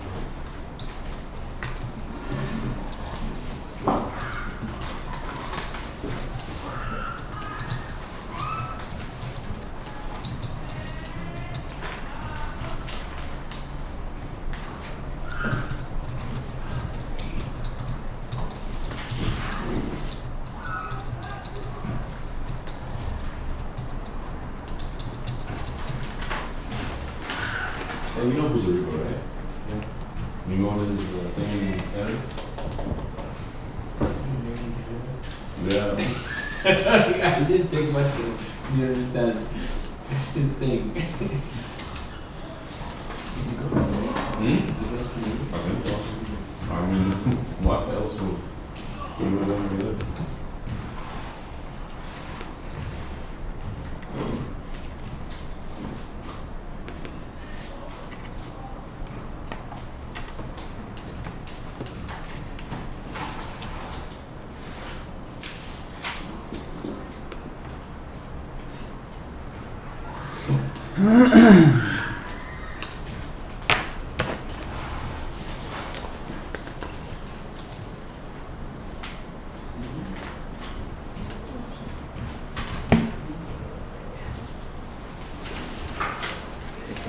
حمزة وشيان حمزة. Alright. بسم الله الرحمن الرحيم الحمد لله رب العالمين والصلاة والسلام على سيد الأنبياء والمرسلين وعلى آله وصحبه أجمعين ومن تبعهم بإحسان إلى يوم الدين أما بعد. So, I graded the vast majority of the quizzes so far. There's a few people that turned it in online that turned it in late. So I have not graded them as of yet. I think it's like 2 or 3. But we can go through it real quick. I was really easy on grading. Easy? Like if you made several like mistakes on the i'rab, I still only took like half a point off. If you did more than several, then there's a few points taken off, but I tried to go easy. At least the content everyone understood. It was just the i'rab that was a bit off. So we'll read it together. Right. قال الله تعالى. Why is the word Allah مرفوع? فاعل. يا أيها الذين آمنوا إذا قمتم إلى الصلاة فاغسلوا وجوهكم وأيديكم إلى المرافق وامسحوا برؤوسكم وأرجلكم. أرجل بالنصب على القراءة الصحيحة عندنا. كلنا نقرأ بالحفص. أنا عاصم. أرجلكم بالنصب. Right? The vast overwhelming majority of us read in the qira'ah of Hafs ibn Asim. We don't read in Warsh or Khalaf or Hamza or any of these other qira'at. We all read in Hafs. And the qira'ah of Hafs is أرجلكم بالنصب ليس بالجر. أرجلكم, that means mashallah you're reading in a different qira'ah. مفعول به. أرجلكم مفعول به. It's معطوف عن اغسلوا.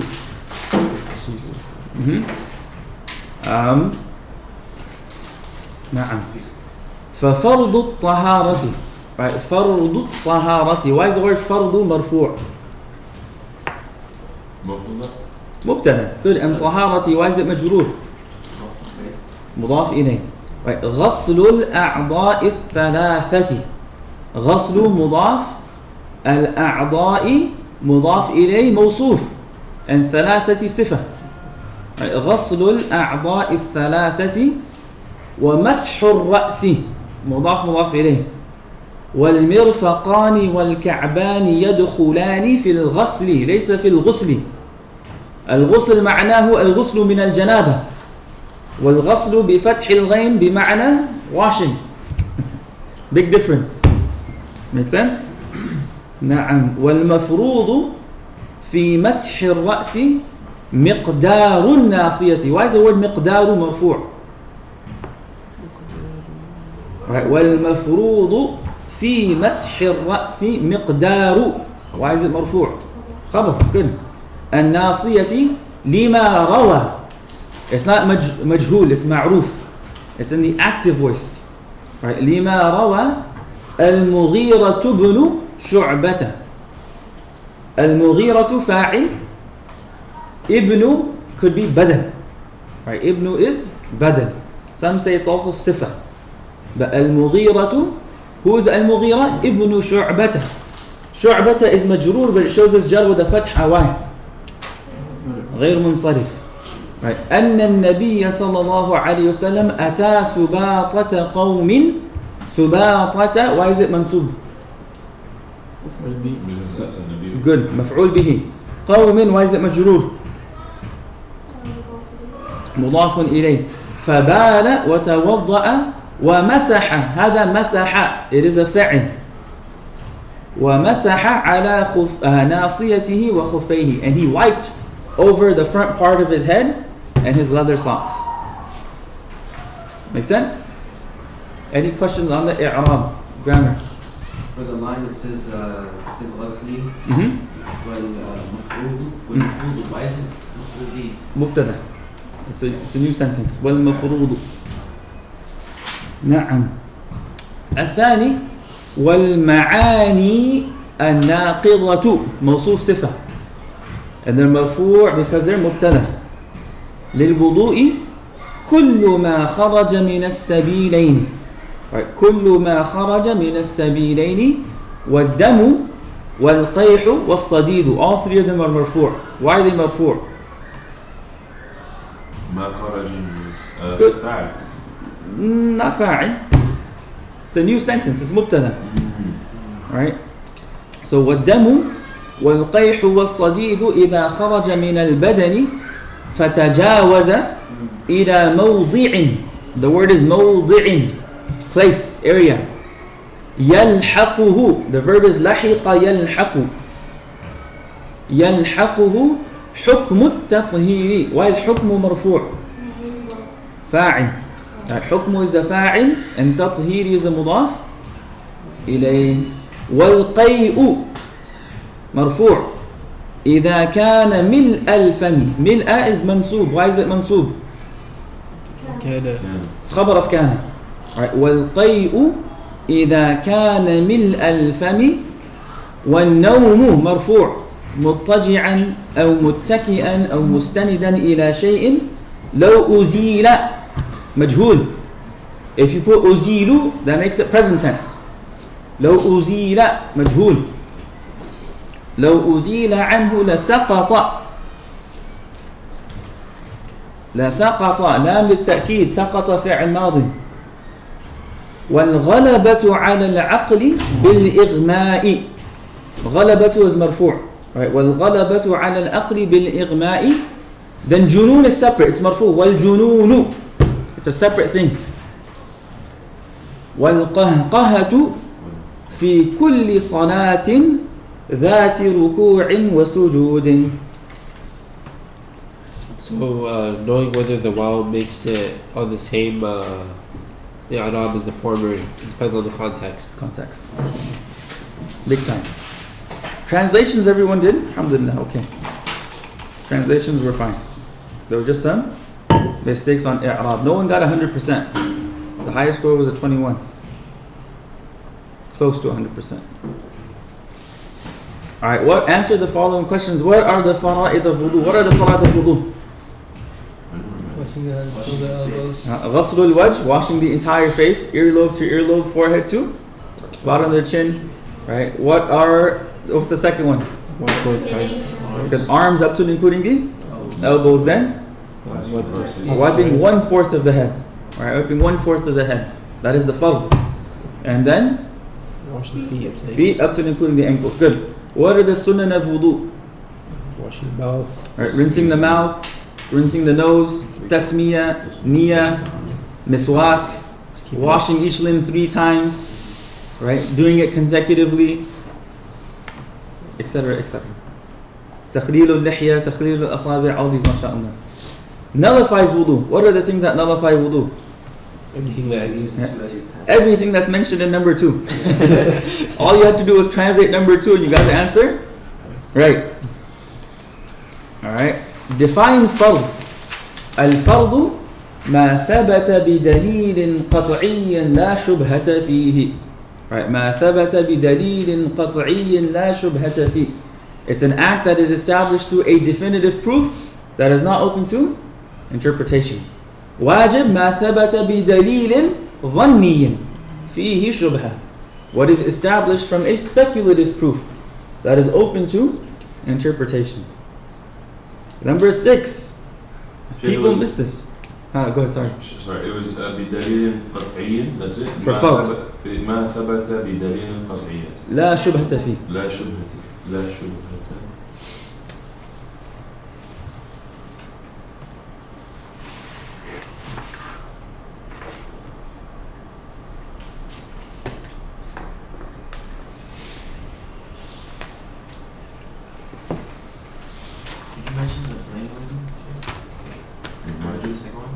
For wajib, ما ثبت بدليل ظني فيه شبهة. فيه شبهة. Alright, number 6, people got wrong. Can a person read the Quran while in a state of minor ritual impurity? Yes. If you don't have wudu, you can still read Quran. Right? Reading meaning you can move your lips and your tongue, you can recite. No problemas. Make sense? Na'am. Number 7, can a person touch a copy of the Quran while in a state of major ritual impurity? No. Not only can they not touch it, they can also recite it. Right? If a person falls asleep during the khutbah, will it nullify their wudu? So instead of giving an answer mutlaqan, you should say it depends. If their bottom is firmly planted on the ground, then no. Not if they're right? If their bottom is not firmly planted on the ground, then yes. Okay, Sheikh, about that. So if the bottom is firmly planted on the ground and they're also leaning on the wall, they still have the wudu. Mm-hmm. For number 7, can they touch the Quran if they're studying? If they're studying, there's ikhtilaf. There's ikhtilaf. The Maliki say yes, they can. You put اختلاف for number 6. There's no اختلاف for number 6. There's no time. لازم نتعلم عربية. For number 6, everyone says يجوز. It's a struggle. So it's number 7. There is a fifth. Mhm. For me, But we're studying Hanafi fiqh. The Hanafi say, Yes. لا, you cannot touch in a state of major ritual impurity. for major ritual impurity, is listening also one of the goods? You can listen. When we have if you're sitting firmly and you have the wall, then you're fine. But if you have something that if you take it away, you lose your wudu. How does the wall not? So that was just an explanation of what like they were trying to describe deep sleep, but the wording wasn't like exact. What they meant is deep sleep, and one of the ways they expressed deep sleep was like if you're leaning on something and removed it, you'd fall. But if your bottom is still firmly planted, you got wudu, even if you were to fall. All right. If I went surfing in the ocean, would I have wudu? Yes. As long as the 4 parts are washed. If a person falls asleep in the car, will they still have wudu? Yes. Depends. But the bottom is firmly planted there. What if they're lying down in the car? Depends. Na'am. Wait. Oh, yes.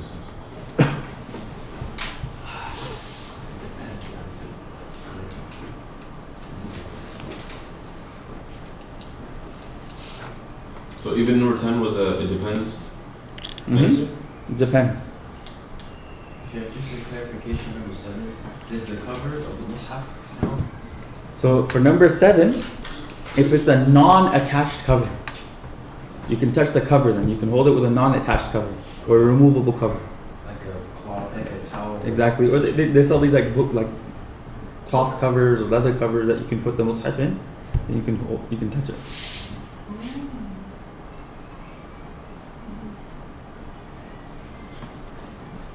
Na'am. Make sense? Alright. The hadith quiz is on Wednesday, inshallah. May have heard of some panic. I heard it. Listen. Everybody just needs to relax. If it's on Monday, Wednesday should not matter because you should know it anyways, inshallah. So Sheikh, one more time, can you explain what kind of text will be just like this one? There will be a test on hadith numbers 1 through 10. So we put the sheet and then we translate it and then there are going to be questions about it. Something like that. Something similar to that. Yeah. Are you gonna, so the portions that we remember you told us to memorize, if it's a portion that you only told us to memorize, the rest of it will be on the test, right? It will be because I want you to put the still vowels in transit. نعم فوصلنا إلى الحديث 11 حديث number 11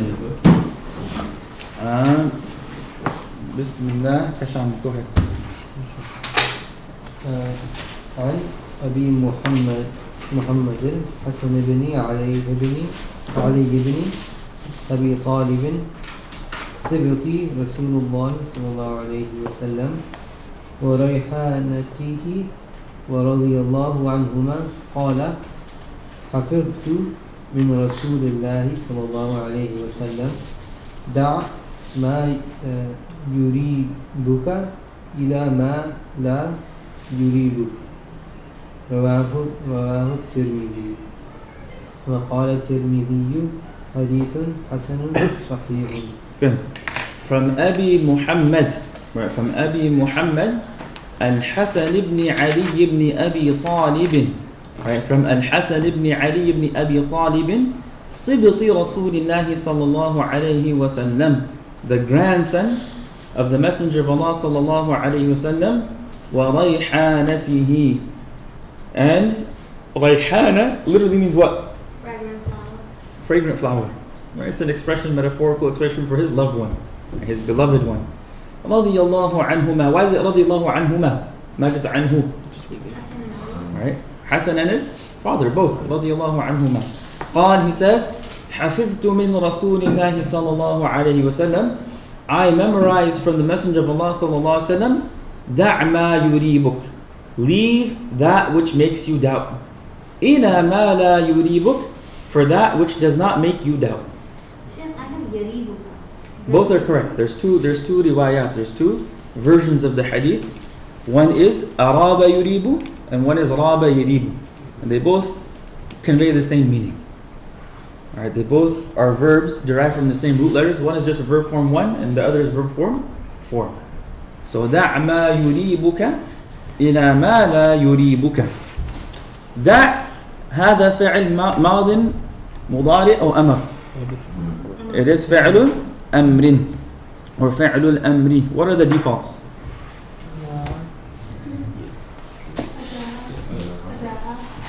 What's the ماضي?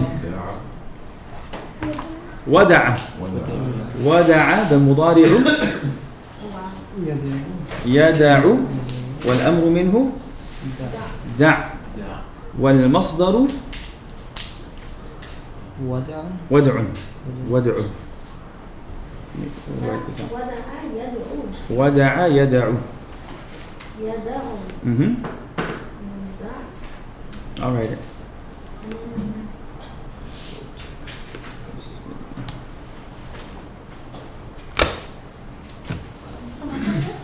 ودع ودع.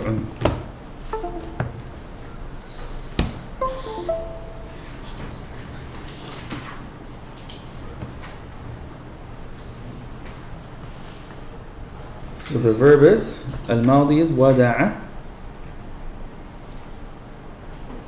The مضارع يدع والأمر دع. And the masdar wad'un. Verb form 1. And my root letters waw, dal, and ayn. To leave. To leave. So da' ma yuribuk. What causes you to doubt? So the madi is araba. Araba. The mudari'u يريب.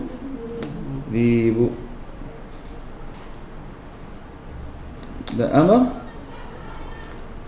أرب. And the masdar إرابة. Verb form 4. And the root letters ra, ya, and ba. Araba means to create doubt or to make you doubt. So دع ما يريبك, leave that which makes you doubt. إلى ما لا يريبك, for that which does not make you doubt. Sheikh, what is the other word? Raba. رابة. Raba, yaribu. رابة يريب. رب ريبة or ريبة, both are correct.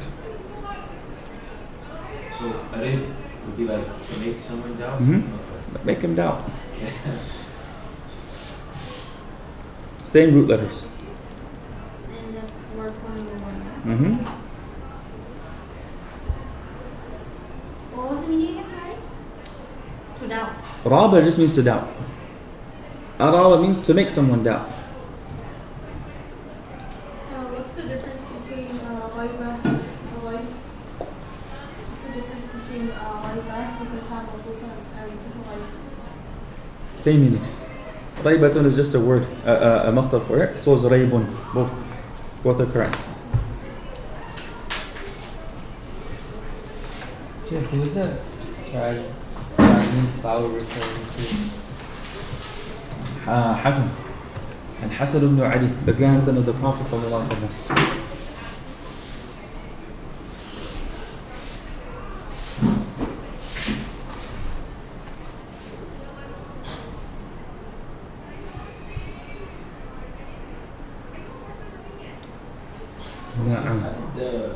You really decide which chain to kind of use in this collection.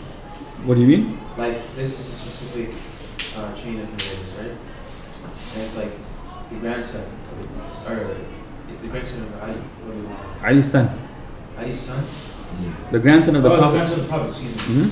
So it's like, where is the previous, like... It says Rawahu Tirmidhi. If you want to see the full chain, you go to Jami al-Tirmidhi. And one Nasa'i. It's in both of these collections. So if you want to see the full chain, you go back to the original work. So like when he says Rawahu al-Bukhari and Muslim, means the entire chain will be found in Bukhari and Muslim. Make sense? Na'am. So he says Rawahu al-Tirmidhi. It's narrated by Imam al-Tirmidhi. One Nasa'i.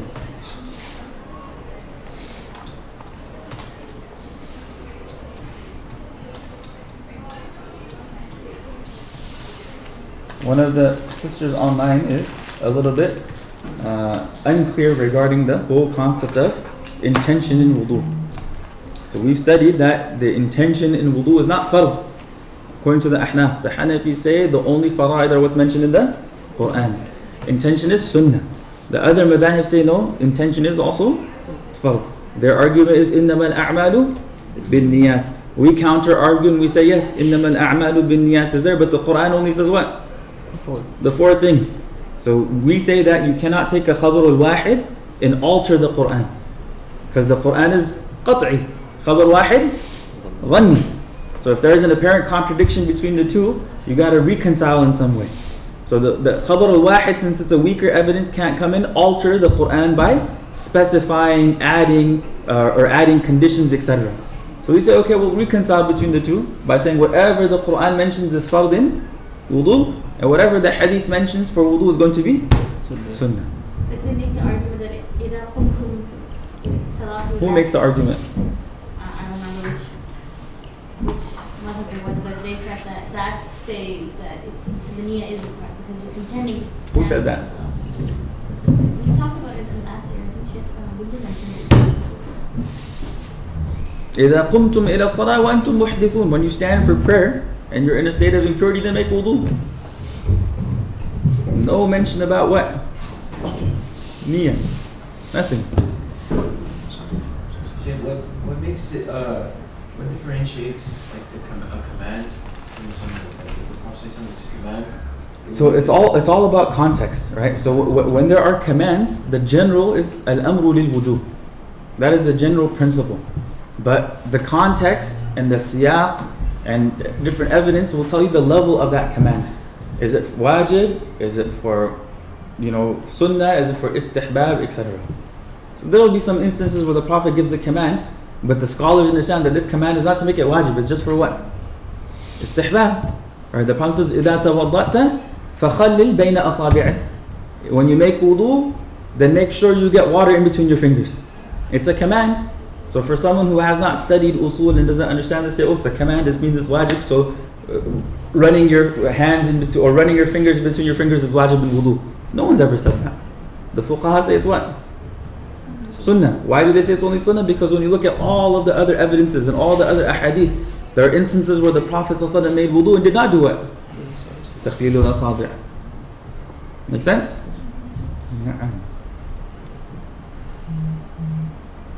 Alright. That's learning. It's a process. Fiqh is a process. Never black and white. Anyone who presents fiqh to you in black and white, Assalamu alaikum. Anyone says this is it and that's it, just tell them, Jazakallah khair. Why do we have this, mashallah, 1400 years of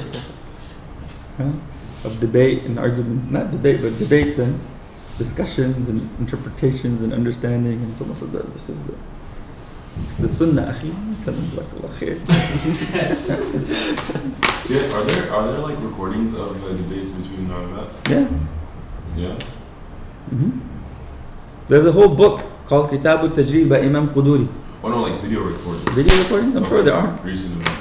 Sure there are. But those debates are over like more methodology than fiqh debates. Approaches. Right. Like, I think it'd be cool just like should you follow madhab or not in the debate. And then there's like debates on between the Sunnis and the Shi'as. No, I mean, aren't there like debates like between madhabs? Like that You'll find them recorded in books. You won't find like audio debates of it. Because the fuqaha they realize that The debates have been done for the past, mashallah, almost 1500 years now. There's no conclusion to the debate. Right, but like just to see how like the arguments like They lay exist. out. All exist in the Yeah, books. yeah, yeah. All the books mention it. One of the best books, at least in the Hanafi madhab, is known as Sharh Ma'ani al-Athar. Sharh Ma'ani al-Athar.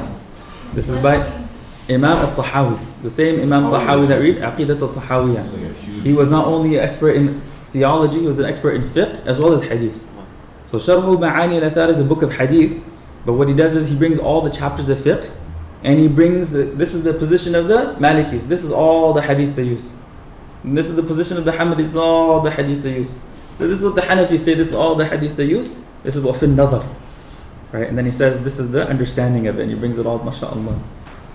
There's Kitab al-Tajreed by Imam Quduri. Basically it's all of the Masail of Quduri with the evidences and the arguments between the Hanafis and the Shafi'is.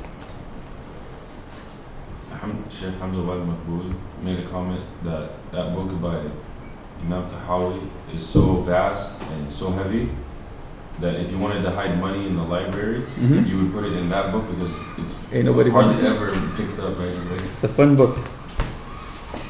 Have you read into it, Isha? We studied it.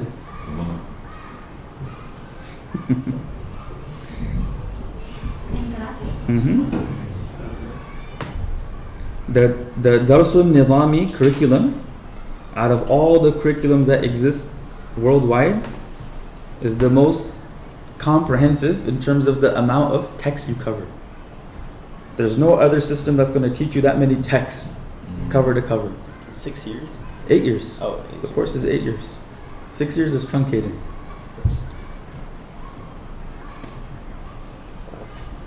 And people like to, mashallah, just because they're not Arab, they don't know what they're talking about. Jazakallah khair. You know when I graduated, people are like, you know Arabic? I'm like, I think so. I was like, yeah. Some people are like, oh, you should go to Medina and study. And I'm like, yeah, inshallah ta'ala. Huh? No, you meet people like that, like, yeah, Jazakallah khair.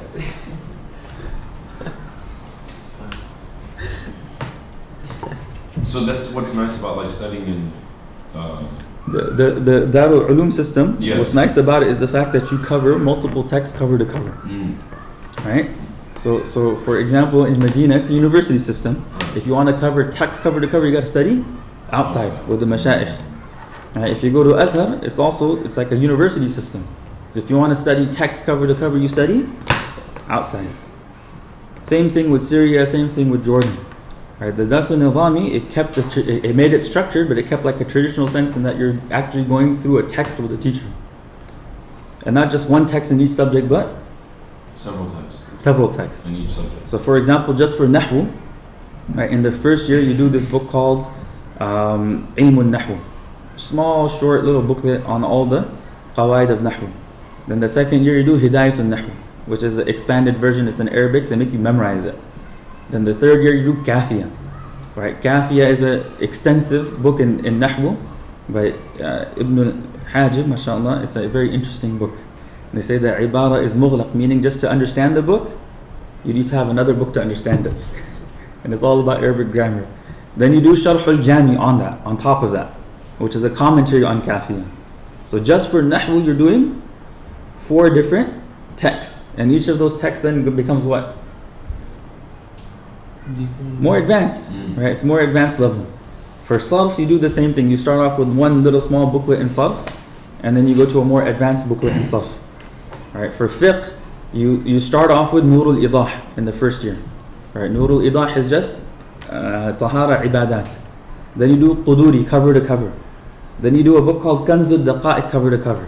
Right? Kanz al-Daqa'iq is by Allama al-Nasafi, rahimahullah. It's a matan in Hanafi fiqh, similar to Quduri, but the ibara of it is also known as being mughlaq. And what that means is that the author intentionally wrote it in such a way that it's concise. Because it's so concise, it requires what? Secondary text. A lot of explanation. So that concise text is gathered within a very short volume, but the commentary on that text is 10 volumes long. Oh. Al-Bahr al-Ra'iq, there's Al-Nahr al-Fa'iq, there's Tabyun al-Haqa'iq, there's 4 different commentaries on this thing. Right? So the commentaries are each like 9-10 volumes long. We have them in the library. But Kanz al-Daqa'iq itself is just 1 volume. Make sense? Right? And then after Kanz al-Daqa'iq, you do a book called Sharh al-Wiqaya. Al-Wiqaya is a summary of Al-Hidayah. Right? And you do a commentary, you do it cover to cover. And then you do Al-Hidayah cover to cover. So you've done how many books now in Hanafi fiqh? Quduri, Nur al-Idah, Quduri, Kanz, Wiqaya, Hidayah. 5 texts cover to cover in Hanafi fiqh. So if a person does them properly and they understand what they're studying and reading, by the end of that, mashallah, they are not faqih, but mutamakkin fil fiqh al-Hanafi. They're like, they know their stuff. But they know their stuff as long as they're not reading, but they're actually strong students. They know what they're studying. Right? And then Usul al-Fiqh, you do 4 books. You do Usul al-Shashi first. Then you do Nur al-Anwar. Then you do al-Husami. Then you do al-Tawdih, al-Talwih. So 4 books on Usul al-Fiqh. Right? For tafsir, you go through the entire tafsir of the Quran twice, not once, twice. So in the 3rd year, you do 10 ajza. The 4th year, you do 10, another 10. The 5th year, you do another 10. And then in the 6th year, you do Jalalain cover to cover. So you've gotten tafsir of the Quran twice. Right? Then for adab, al-adab al-Arabi, like Arabic literature and Arabic writing and poetry, you do this book called Mu'allim al-Insha. Basically, it teaches you how to write sentences and paragraphs and essays and papers in Arabic, like builds you level to level. Then you do with it this book called Nafhatul Arab, which is like selections of Arabic literature and poetry. Then you actually do a book of poetry called Diwan Mutanabbi and Diwan Humasa, and you do all these poems and mashallah and ya Allah. And then you do like the meters and the whatever, like how poetry is structured. You study all that as well. For hadith, you do Zadul Talibin, they make you memorize it. Then you do Riyad al-Salihin. Then you do Mishkat al-Masabih cover to cover. Then you do all the Kutub al-Sittah cover to cover. So the coursework is extensive. Right? It is extensive, and that's why it's 8 years long. So this is where we should for sure start in regards to. We'll do it after we're done. We'll do that. Nice. We'll memorize that. That is something that I use till today. All the hadith that I have memorized from there is still in random access memory, and if I need to give like a talk on the spot, you just mashallah, it's there. Right? So the coursework is extensive, and what we've tried to do here is we try to, mashallah, keep people's schedules and busy lives in mind, and at least pick the main texts so that people are exposed to it and they have a deep understanding of it, and then it's a lifelong journey. Inshallah, you continue doing what? Keep studying. There's no end to studying. When you say covering a text with the teacher cover to cover, does that mean that you retain everything that you read, or is it just reading? No, it's not retaining, but you're assessed on it. It's understanding.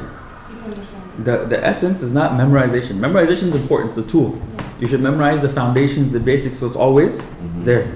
Right? So for example, for Nahwu, you should have your grammar rules memorized. For Sarf, you should have your conjugation memorized. For fiqh, you should have your fat definitions memorized, right? And then you memorize like the major principles. And if you have that memorized, then understanding the text is what the main purpose is. So when you're going cover to cover, you're doing it to understand the text, not to memorize it. So how does the university system approach it? The university system is like university here. You have a course. This is like Quran 101. In this course, we're going to cover from here to here. You want to read the text, you don't want to read the text, up to you. They have mudhakkirat, they have like notes from the text. So maybe people don't even like for example, in Medina University, the text that's used for tafsir is Ibn Kathir. And they don't do the whole thing cover to cover. They do selections from it. Right? So a lot of teachers, they have their own notes. So students will just read those notes and won't even read the book. For hadith, they'll do the Kutub al-Sittah, but only what? Certain chapters from each. Nahwu and Sarf, I don't think even the Jamia even have textbooks on Nahwu and Sarf. Period. They had them in the Ma'ad, and then they took it out. They don't have it anymore. Ma'ad is the language. The language. How do they get it then? Outside. Fil Kharij. You have to sit with the mashayikh and benefit. Could you explain the difference between nahu and sarf? Nahu is Arabic syntax, grammar. The structure of the language, words and how they're put together to form sentences. Right? Sarf is morphology. Morphology meaning verbs and their conjugations and how verbs are structured. So when we're studying nahu, we're actually talking about Ism, fa'il, harf, how we put them together. and then sarf is words. Mostly, vast majority verbs, but there's some asma in there. Because a lot of the asma are derived from root letters. So what are those patterns? What's the pattern of ismul fa'il? What's the pattern of ismul maf'ul? So when you're doing patterns, we're actually studying sarf. Sarf. Okay. When you say continue studying, like as a lifelong journey, how does one do that without like a teacher? Any coursework you go through should prepare you to be able to study and read on your own, but always under the guidance and tutelage of someone. But you have the skill set to actually do what? Read. Like if you go to Safat Tafasir, right? You've read one tafsir. Those tools you can use it to what? Pick any book of tafsir up and read it. Right? If you've gone through like a collection of book of Nahw, you can pick up any book of Nahw and navigate through it. If you've gone through a book of fiqh like Quduri, you can pick up any Hanafi work and work yourself through it and navigate. It gives you the tools. That's why our teachers will say, even if you graduate from an 8-year course, you're not an alim. They say that's like the title people give you, but you're not really one. You have the tools to become one, but you're not really. So in the Dar al-Ulum, is it like all these books that you mentioned, other than the hadith books and the tafsir books, they're all like authored by Hanafi scholars? Not all of them. No. The fiqh books are. The fiqh books The fiqh books are. But like usul. Usul is Hanafi usul. Right. Every madhab has its own usul. So for the sake of this course and this system, we have to master Hanafi fiqh. You have to master. Mastery is a lifelong journey. So become the proficient. All the questions are going to be asked from the Hanafis, and we're not supposed to give rulings of other madhab, even if we know them. You should not. You should only give the rulings of what you know. What is taught here? Mm-hmm. What you know, what you study. Right? The first condition of answering the question is that you actually know what you're responding to. Even me, I don't answer according to the other madhahib. I say this is what I know, this is what I follow, this is the answer. If you'd like to find out from someone else, right? When it comes to madhahib, right? When it comes to following a madhab, the general principle is that al-aami la madhhab lahu. Al-aamiyu la madhhab lahu. Madhabuhu madhabu man yuftihi. Al-aami, people don't like this word. They think it's pejorative. They think it's like derogatory. Yeah, but it's not. Right? Al-aami just means like a common person, a lay person. People take objection to that. Or you're being discriminatory and you're classifying people into like, mashallah, elite and non-elite, etc. And they'll say that there's no clergy in Islam and everybody we're egalitarian religion and everybody's blah blah blah. Tell them just like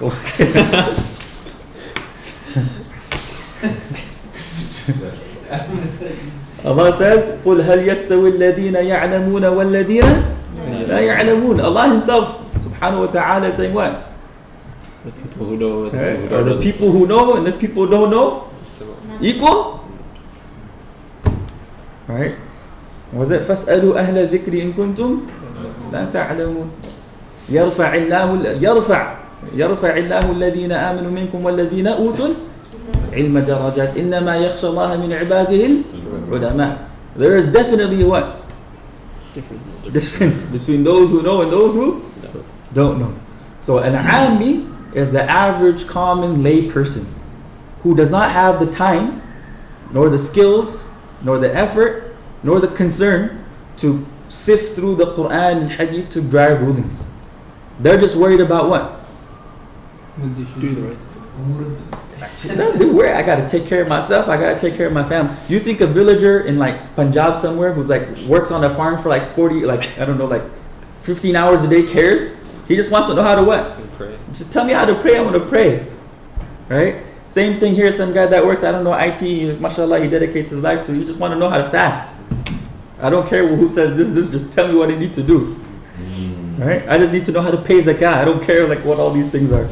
That's the overwhelming majority of people. So for the overwhelming majority of people, there's no such thing as a madhab for them.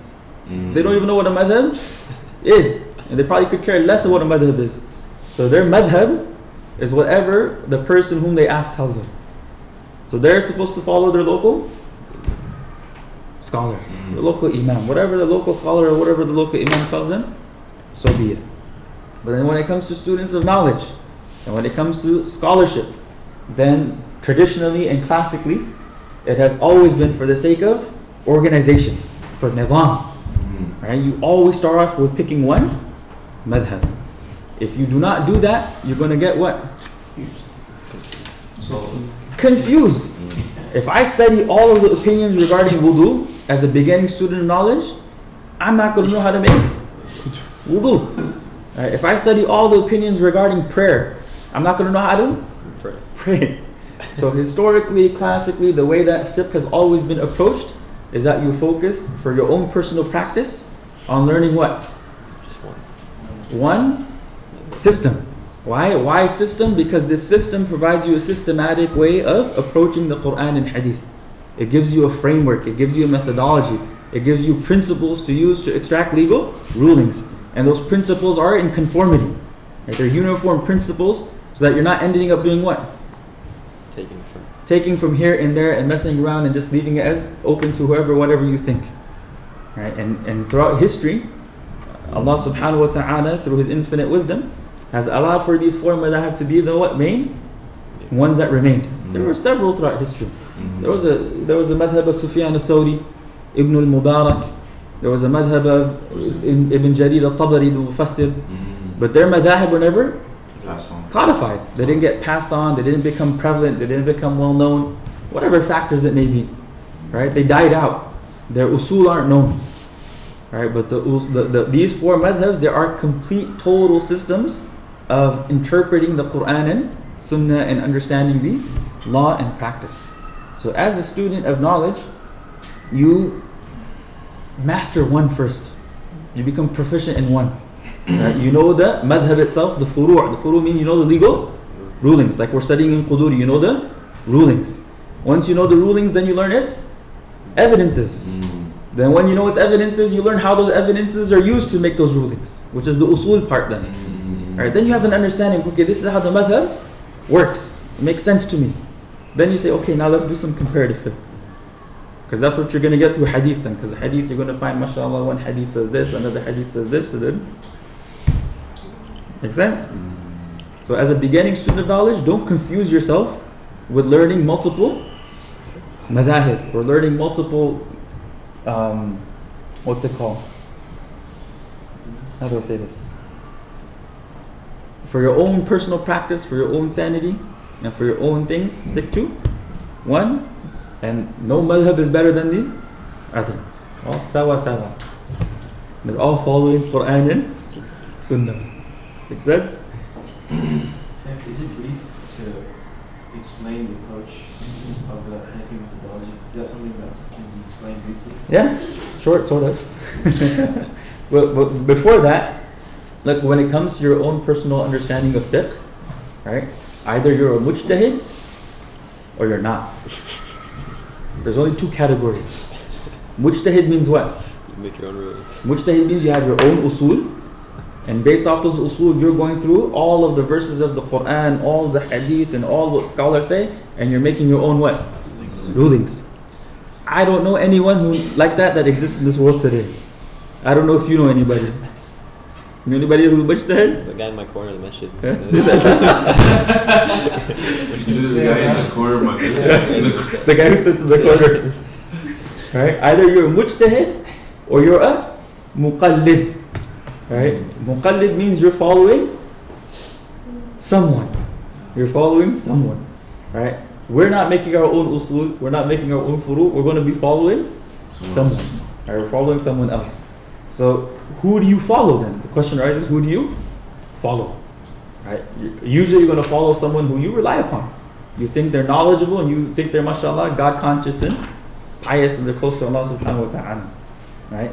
And then you should, in your locality, you follow whatever you have access to. Let's say I live in a town where everybody's Maliki. Hypothetically, I'm living in, I don't know, in Morocco somewhere. Every masjid I go to, the imam is Maliki. All the schools there teach Maliki fiqh. And I'm like, I'm going to be Hanafi. How the hell you going to study Hanafi fiqh with all the Malikis? It doesn't make any sense. Alright, I'm going to go, why would you study online with some Maliki scholars sitting in like America, where you got like some Hanafi scholars sitting in America, where you got all these Malikis in front of you? Makes no sense. And that's how it usually works. Historically, you followed the madhab of your community, or whoever the majority was, or whatever is being taught, whatever access there is. Whatever access there is. I don't know of any institution in SoCal teaching Shafi'i fiqh, nor teaching Maliki fiqh, nor teaching Hanbali fiqh. It's just not there yet. Yeah. Yet. You have some guys like doing their own personal classes. Yet. Like Fuad. Yeah. Yeah. But with time, inshallah, we'll grow. In Pakistan, all the institutions teach Hanafi fiqh. I'm going to be Shafi'i. Who are you going to study with? What are you going to study? Make sense? So either you're a mujtahid or you're a muqallid. You don't know any mujtahids In the world? Like, is that something that's unattainable? No, it's attainable, but there's different categories. There's mujtahid mutlaq. Mujtahid mutlaq is someone who has their own usul, and based off their usul they derive rulings. And when a mujtahid is mutlaq, that means they don't follow anyone in anything. It's all their own what? Ijtihad. Then there's mujtahid fil madhab. Mujtahid fil madhab means that, okay, we don't have our own usul, but we use the usul of the madhab to derive new rulings for new cases that come about. There's people like that. Right? There's mujtahid fil masail, specific issues. Like I'm an expert in medical issues, I'm an expert in financial issues. Make sense? It's a lot of learning. A lot of learning. There's people that discuss the shara'it of being a mujtahid, and they're impossible to be a mujtahid without being an expert in the language. Impossible. And there's very few students of knowledge who are even like experts in the language. This is reality. Why? Because studying grammar and nahwu and sarf and balagha and ash'ar and adab is not attractive. It takes a certain type of mentality that people need to be like interested in linguists and linguistics, and most people just aren't. It's hard. They're not wired like that. Most people aren't wired to like love languages. That's condition number one. Nahwu, sarf, balagha. Nahwu, sarf, and balagha. Meaning if you're a mujtahid, you gotta be an expert in the what? Arabic language. Expert. I'm not talking about just, I know mubtada khabar, expert in the language. Right? Then you have to be an expert in ilm al-hadith with all of its branches. You know what that means? You know what expert in ilm al-hadith is? Not only that, you're supposed to be aware of the narrators, the biographies. Which narrator? Huh? You're almost a historian.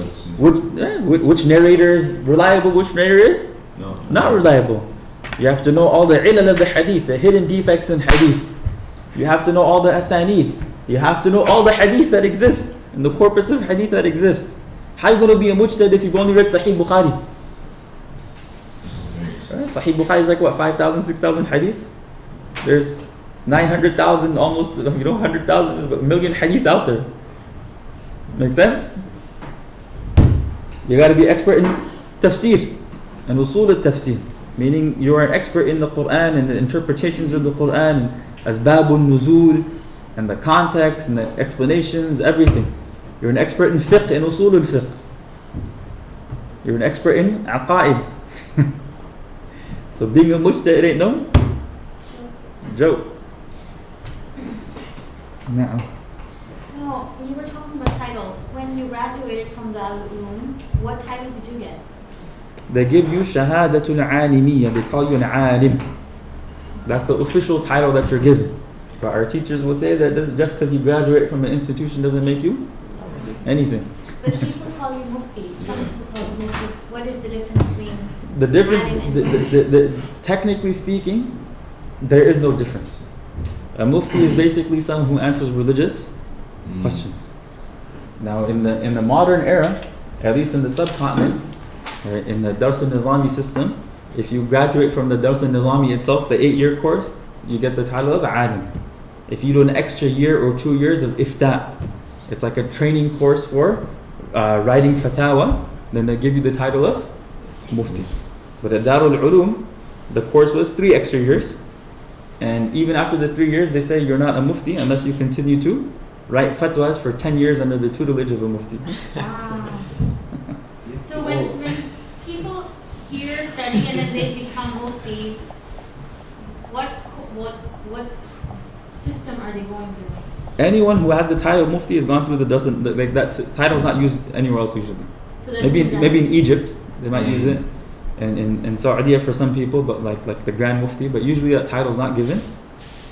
It's more in like the Indian subcontinent and that whole genre or that area, that type of study. So in America, how many institutions are teaching If that? There's A lot. There's a lot. I think it's one of the only ones that's There's actually a really good paper someone wrote about all the higher institutions of learning in America, and the They all come from- different styles. No, there's like the traditional Dars al-Nizami system. So there's a Darul Ulum in Buffalo. There's a Darul Ulum somewhere in Detroit. There's a Darul Ulum, a few of them in Chicago, right? Then there's what they call the hybrid Dars al-Nizami, which they classified us in Qalam as. Right? Then there's the university systems. There's the online universities like Mishka University, and there used to be one called Al-Aris, something like that. He did actually good analysis. Like it's a nice general paper of the higher institutes of Islamic learning in America. Do you remember where it was? The article? I have it saved somewhere. Yeah, I have it. I have it saved somewhere. I have to fish it out, right? Yeah, because we passed it on like I think last year or 2 years ago. Yeah, it was a good overview of what exists in America. I didn't finish it, but it was nice. But so most of the schools though are Dars al-Nizami, right? Like Majority. what I'm seeing, like in the United Majority. States. Overwhelming majority. Are there other like worldwide actually? No, within the United States. Sorry. Even within the United States, yeah. There's outside of the Dars al-Nizami. Yeah, like Mishka University, this Al-Aris University that used to exist. Are those attributed with certain madhabs as well? Not necessarily. They're like university system. Okay. So the institute that's close by here that is female only, the Bayan. What system is it? Dars al-Nizami. Do you know the teachers over there? Is it male teachers or female teachers? There's one female teacher that I know. There's 2 female teachers that I know. But the rest are And male? there's 1 male teacher that I know. So they only have three teachers, I think. Oh, okay. Over here in SoCal? It's a girls' madrasa. It's a girls' school. Where? It's 5 minutes from here. Oh wow. Chef, so in regards to like continuing study, do you think it's best to like jump from program to program or? Never. Always finish one thing first. So one of the biggest problems of students of knowledge, right? This is known as a marad, طلبة العلم. Seriously, and this is something that scholars always talk about, is that they always end up finding faults with what they're studying, and they always have this outlook of the grass is greener on the other side. And what they end up doing is they jump, and guess what happens? Never finish anything. They just know a little bit here, a little bit here, a little bit here, and they become critics of everything. Or like if they finish one thing, for example, if a person were to finish this 5 years and this program and then continue on to another. That's perfectly fine. Whatever you started, dedicate yourself to it, finish it, and then move on to something else. Always grow, but jumping in between without finishing, you're just going to end up being someone who's an unfinished product. And there's too many examples of that I've seen. Way too many. Even within our students that studied with me when I was in Pakistan, they come up with all these complaints and they jump to another madrasa and they jump to something else, and they're just they're still jumping. How did you hear about the Darul in Karachi? Was it just known to you? Or? I did Hibs in Pakistan, so I knew about the system. And Mufti Taqi is someone I have a lot of respect for. I read his books when I was younger. I always wanted to study with him. But yeah, don't any system you find is going to have its faults. That is just the reality of life. Every system has its weaknesses, has its pros and its cons. Everything. Sheikh, when are you going to start studying Aqidah and the different... We're studying Aqidah with Sheikh Joe right now. But that's just very general Aqidah. It's not general, that's mashallah. Inshallah. It's going to go through the arkan of Iman. I know. So is it better to stay like in a program or study so individually? It's always better to study in a program. Because the program gives you structure. When you study individually with teachers, what happens is you're not following the structure, you're not following the curriculum, and it's something that's informal, so you might never end up finishing anything. If you do just studying with the teacher. If you, like say you have multiple mashayikh, I'm studying Aqidah here, I'm studying fiqh here, I'm studying tafsir with someone else, what happens is that it's not sustainable. Right. There's no cohesiveness. The Sheikh, like, what's you? Sorry if you don't want No, go. Like for us, inshallah, after we finish, like, what do we do after the 5-year program? Like, what is Mudathir and Aisha doing right now? We have a continuous class on Tuesday nights with them, and then they're studying some stuff online with some mashayikh, and we want you guys to serve. The best way to preserve your knowledge is to teach.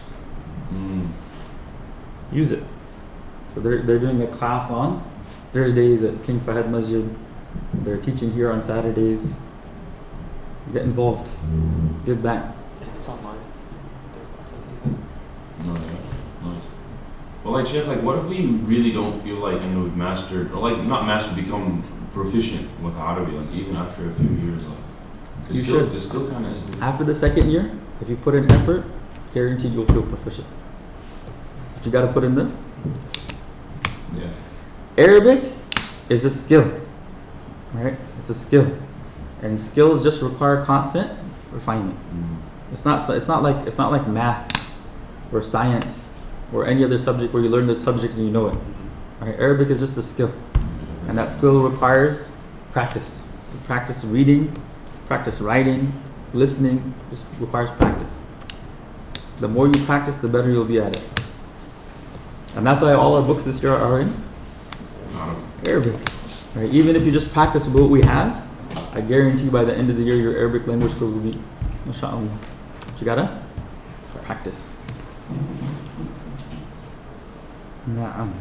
So you said that Dars al-Nizami is based off the Karachi system, right? So the Dars al-Nizami is an old system. I forgot what year it was established in. But basically, it was a way of codifying like these informal studies that existed, right? And making it like an established curriculum, and that curriculum was never meant to be set in stone. The curriculum was there to change and adapt to the times of where you are and what you were there. So, in the time it was established, the rational sciences were heavily emphasized. And what's meant by the rational sciences? Philosophy, falsafa, and logic, mantiq. So the old Dars al-Nizami system had a heavy dosage of falsafa and mantiq. And still till this day, when we studied falsafa and mantiq too, mashallah, as well. But those things, maybe in the modern era, you can replace that with contemporary things. Like? Science. Or So all these new science, all these new philosophies, not the old falsafa that exists, but all these new philosophies, like what is feminism and understanding feminism, what is liberalism and understanding that, and how do you address it from an Islamic perspective. But Sheikh, is that what we mean only by when we say sciences? Does it go split into like the physics? Science, physics. You should learn your physics and bio, like especially nowadays with biology and all the evolution and all the medical stuff. Incorporate it into the system. Physics is always better. But yeah.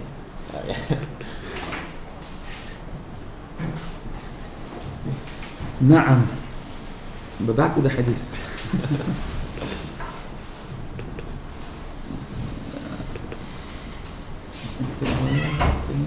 Can I ask one? Mm-hmm. Is there a possibility that we could have an Arabic tutor? Because there were a lot of mistakes that were Imam Quduri tashkil, and that's why I got it wrong. In Arabic, what? Arabic tutor, like someone we could read to. That's what office hours are for. Office hours, in class, out of class. But also, you should be able to figure out the correct ones using all the grammar skills that you have.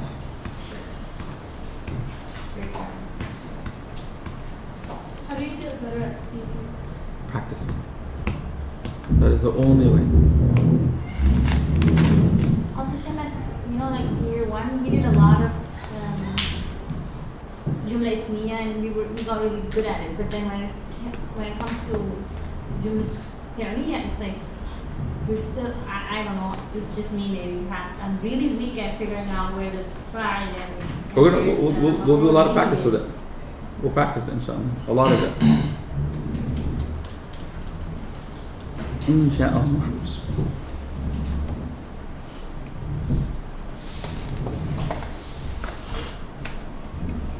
Alright, Bismillah. So the narrator of this hadith is the grandson of the Prophet sallallahu alaihi wasallam, whose name is given as Abu Muhammad Al-Hasan ibn Ali ibn Abi Talib.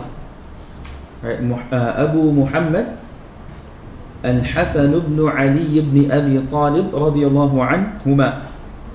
He is the son of whom? Ali and Fatima radiyallahu anhuma, the grandson of the Prophet sallallahu alaihi wasallam.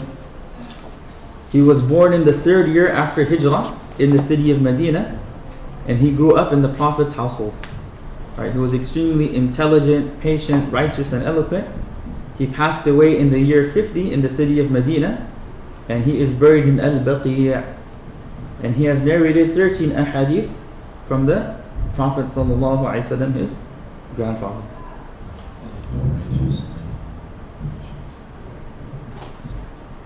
He died a natural death. Unlike his brother. Alright, so this particular hadith is also among the concise yet comprehensive sayings of the Prophet ﷺ that may be few in terms of words, but they're extremely deep in meaning. It is from the deep, profound, far-sighted, and eloquent wisdom of the Prophet ﷺ. In this hadith, the Prophet ﷺ mentions a general principle that can be applied to all aspects of one's life. If a person applies this principle in their life, they will feel a sense of peace, tranquility, and contentment. If you leave doubtful things for those things that are not doubtful, it's going to lead to a sense of what? Peace of mind. You're not always going to be like, oh, is this correct or wrong? Is this permissible, impermissible? You know it's right. You stick with it. It leads to contentment. This principle has far-reaching psychological and spiritual effects. If a person follows the teachings of this hadith, they will be free of general stress and anxiety, and they will be on the path of true piety. Regarding this hadith, Ibn Hajar al-Haytami, he writes, this hadith is an extremely important religious principle, the foundation for personal piety, that is the essence of taqwa. Alright, this hadith is an extremely important religious principle. It is the foundation for personal piety. Al-wara'. And personal piety is the essence of taqwa. And it is a savior from the darkness of worries and doubts that prevent a person from the light of certainty.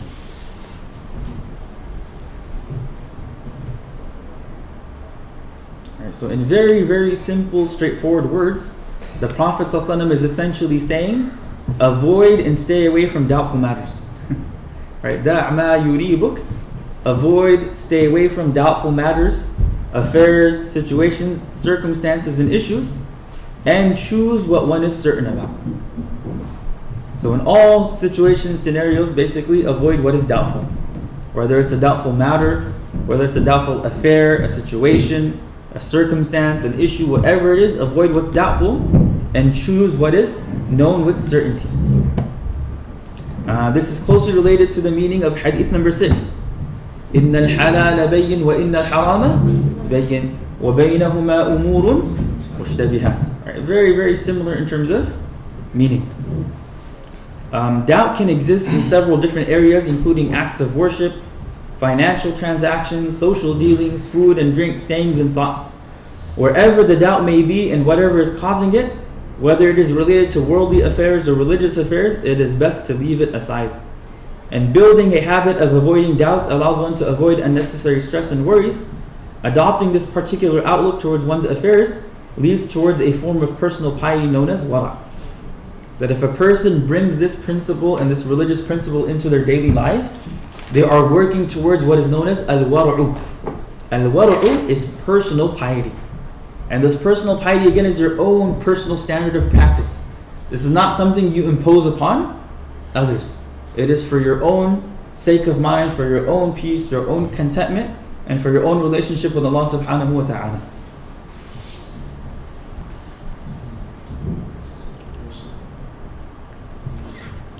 Alright, so one of the greatest lessons from this hadith is avoiding doubts.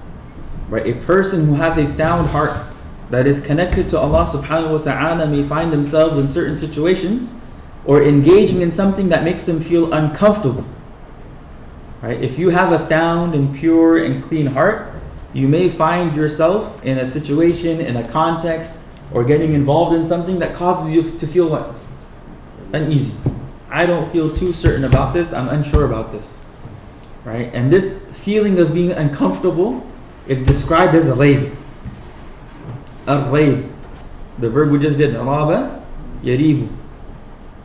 Right? Ar-rayb is defined as doubt, suspicion, uncertainty, uneasiness, and discomfort. So doubt, suspicion, uncertainty, uneasiness, and discomfort. Right? The opposite of rayb in this context would be yaqeen. Right? The opposite of rayb would be what? Yaqeen. Yaqeen means certainty. So according to this hadith, a person should avoid situations that create doubt and adopt what leads towards certainty.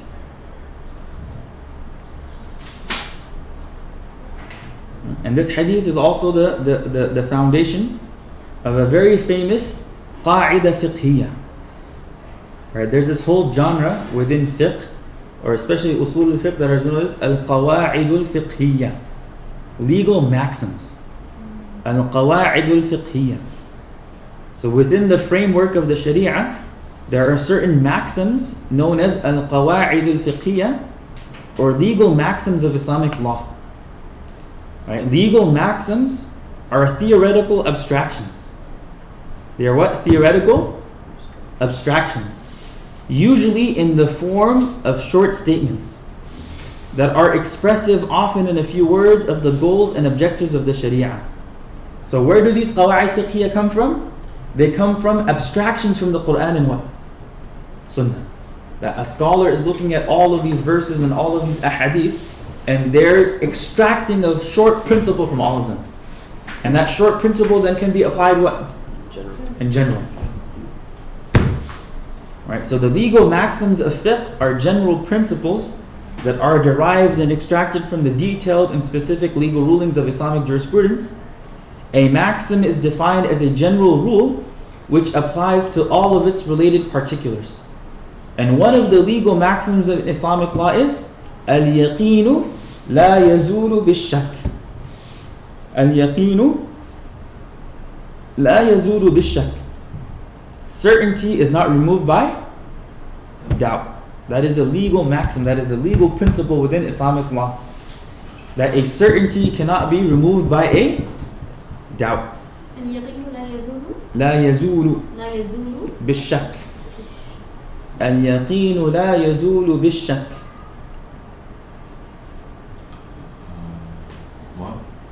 اليقين لا يزول doubt. اليقين لا يزول بالشك. Certainty is not removed by doubt. اليقين لا يزول بالشك. بالشك.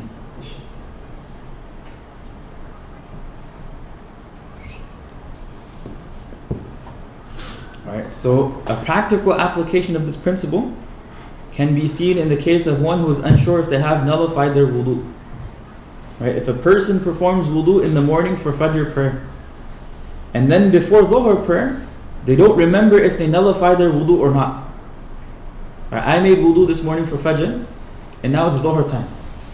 And now I'm having doubts. Did I nullify my wudu or not? So based on this legal maxim, al-yaqeen la yazulu bishak. What is for sure? I had wudu. What is doubtful? I broke it.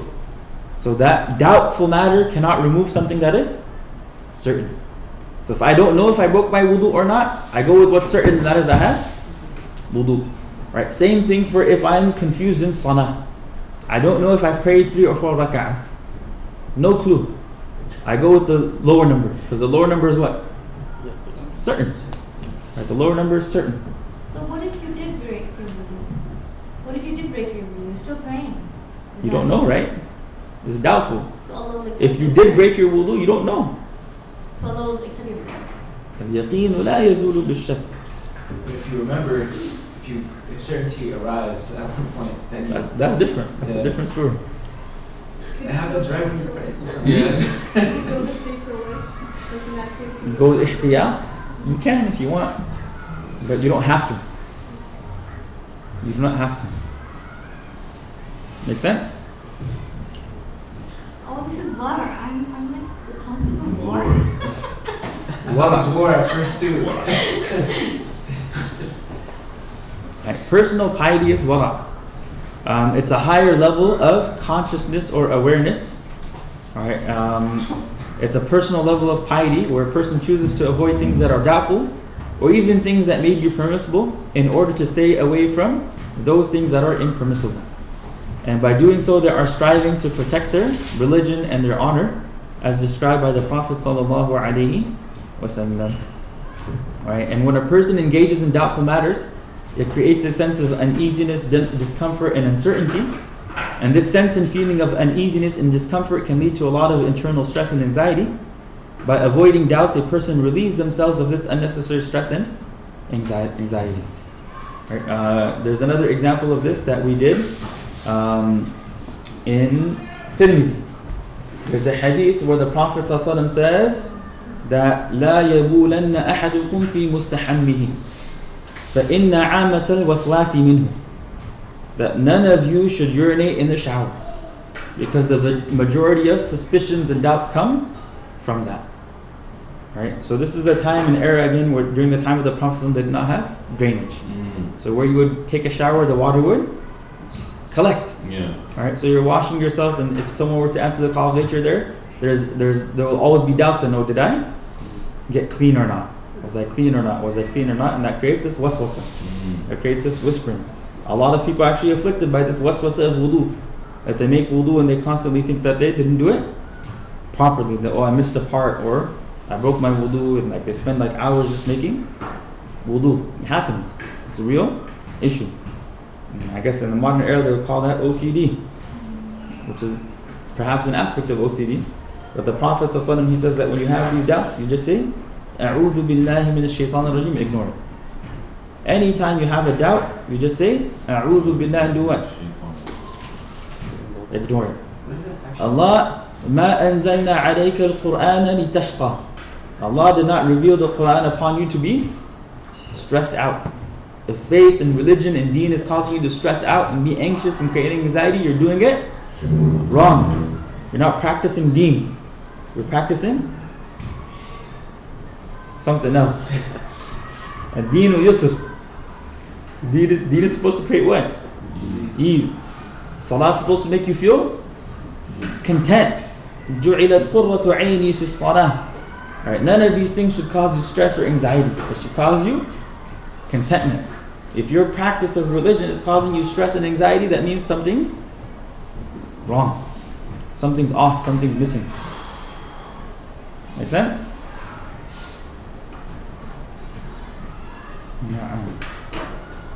What is it called, the action of seeking refuge from Allah's التعوذ.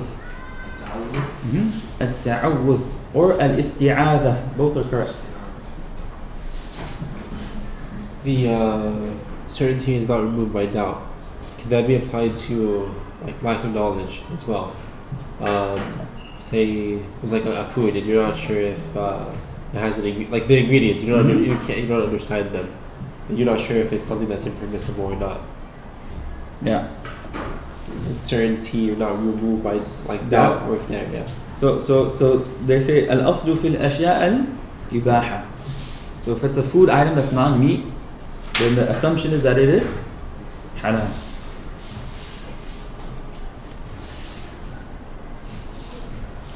Mr. Online, can you please give another example besides wudu and salah for al-yaqeen la yazulu bi-shak? Ask Sheikh Jubil. I'll give you a lot of examples. This is his forte. Qawaid fiqhiyya is this? He enjoys it. He enjoys usul al-fiqh and qawaid fiqhiyya. But what would another example be? What do you guys think? Like whether to eat somewhere? Whether to eat somewhere? Like at a specific restaurant? Or like beer bed or tacos? Beer bed. There's no shak there, it's beer. Yaqeen. It's clearly. Al-yaqeen, something has to be certain in the first place. And that certainty is not removed by a doubt. What about like vanilla ice cream? The vanilla extract is legit, it's okay. Otherwise, the vanilla extract is legit. Although it's like, you can buy it too and then add in your own food? Really? I have an example. So like if you I'm suffering so much. Vanilla extract is intoxicating if it's drunk on its own. Oh, in large amounts. But then, it's not. I have no idea. See, that's the thing. Like with beer bag tacos, like I don't know. So there's principles that if something is used in order to intoxicate, and then it's used as an additive, then it's impermissible. If something is not normally used to intoxicate and then used as an additive, it's permissible. So the new drink, the kombucha or something, that's haram, right? What? There's a new drink, it's very famous. Like Kombucha? Yeah. It's not used to intoxicate. Yeah, where it's used. Yeah. Kombucha? Kombucha, yeah. It's fermented tea. But it has alcohol. So some amount of fermentation, as long as it doesn't reach to the level of intoxicating, is permissible. So you can drink it. That's what nabid is a fermented date drink. But as long as it has not reached the level of iskar, meaning it can't make you drunk. There's a level of fermentation where it does make you drunk. Right. That becomes impermissible. Okay, sorry. So I'm sorry. I don't think I understood from the start. So with battered fish tacos, they don't cause you to get drunk. But that substance itself does, the beer itself, and it's used to get you drunk. Okay, I see. There's a fatwa I'll show you. It gives a breakdown of which additives can be used and which can't. I see. It gives you principles. Now like using wine as an additive, using beer, using vodka, or any other alcoholic beverage that's used to get drunk, makes the thing impermissible. I see. But like soy sauce, kombucha, vanilla, we're saying is depends on the level of fermentation. So if it's 0.5, it's fine. Drink something else. Just don't drink it on its own. Vanilla shake. So my example was like you're fasting and it's like the day is over and you're not sure if you broke your fast, like if you accidentally ate something, and so you knew for sure you fasted, but that works. That works. There's some. I'll look up some other examples. I'm trying to think, but nothing's coming to mind. But we'll look some up. Like the quality of your ibadah, can that be a form of doubt, like we were talking about the wudu, salat, siyam? The assumption is that if you did all the arkan and shurut and stuff, it's got accepted. But we want to, like, for some reason, I feel like we think that if we improve our quality, then our ibadah will be better and our connection to Allah will be better. So this is a constant thing that we're going to work on. How do you reconcile, like, being worrisome and also seeking to improve constantly? The quality? Yeah. So the improvement of quality is not necessarily from doubt. It's just for wanting to strengthen your relationship with Allah. Right. That's fine. Just what the hadith is saying, that whatever is creating doubts in you, abandon it. That mostly goes for engaging in something. Like if I'm about to, like, you know, for someone's personal piety, they're about to get a job, right? And then they have doubts in their mind, you know, is this something I should be working in or not? Let's just say it's working for a bank. They're not doing anything haram in the bank. Let's say they work as, they provide IT solutions for the bank. Not directly involved in the what? They're not directly involved in the interest, not directly involved in the riba. The fatwa is that having such a job would be permissible, there's disliked in it, but that person is uneasy about it. So the Prophet's advice is what? Leave it. Why give yourself that unnecessary stress and anxiety?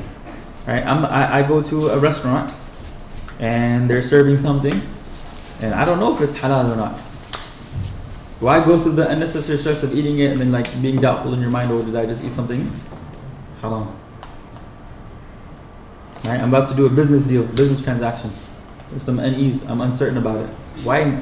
Basically, don't give yourself unnecessary stress. Make sense? Literally, mental health. Yeah. Don't stress yourself out. Be relaxed. It's anxiety causing shit. Yes. Don't be anxious. So what if that unease is like misplaced? For example, if someone's like anxious about like memorizing the Quran, for example, and they're nervous about it, like what would you tell them? That anxiety is fine. That's for a good thing. That's not something doubtful in there, right? That anxiety is like being nervous about, I don't know, memorizing and having to recite to your teacher. That's okay. That's natural anxiety. Because I'm having a lot of anxiety right now, thinking about all the studying that we have to do. Why? 5 years, so many books. It's all scary. that should not cause you anxiety. It should cause you joy. Allahu Akbar. I'm going to be spending so much time getting close to Allah, His Rasul, understanding the Deen. And every moment I do so, I get reward, and the angels are lowering their wings.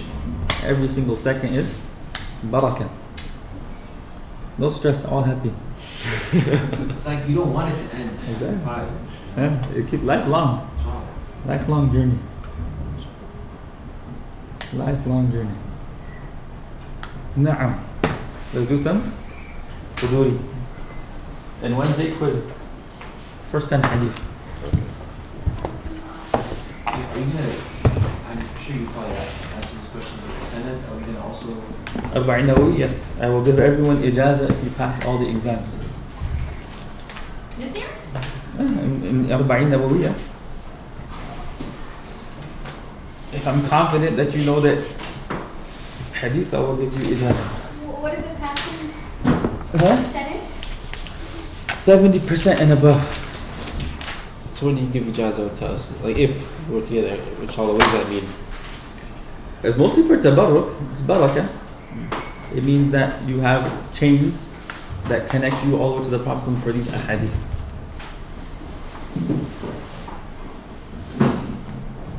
Na'am.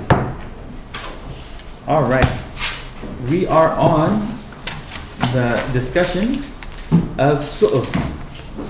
As-su'ru. Let me pull it up on the PDF as well.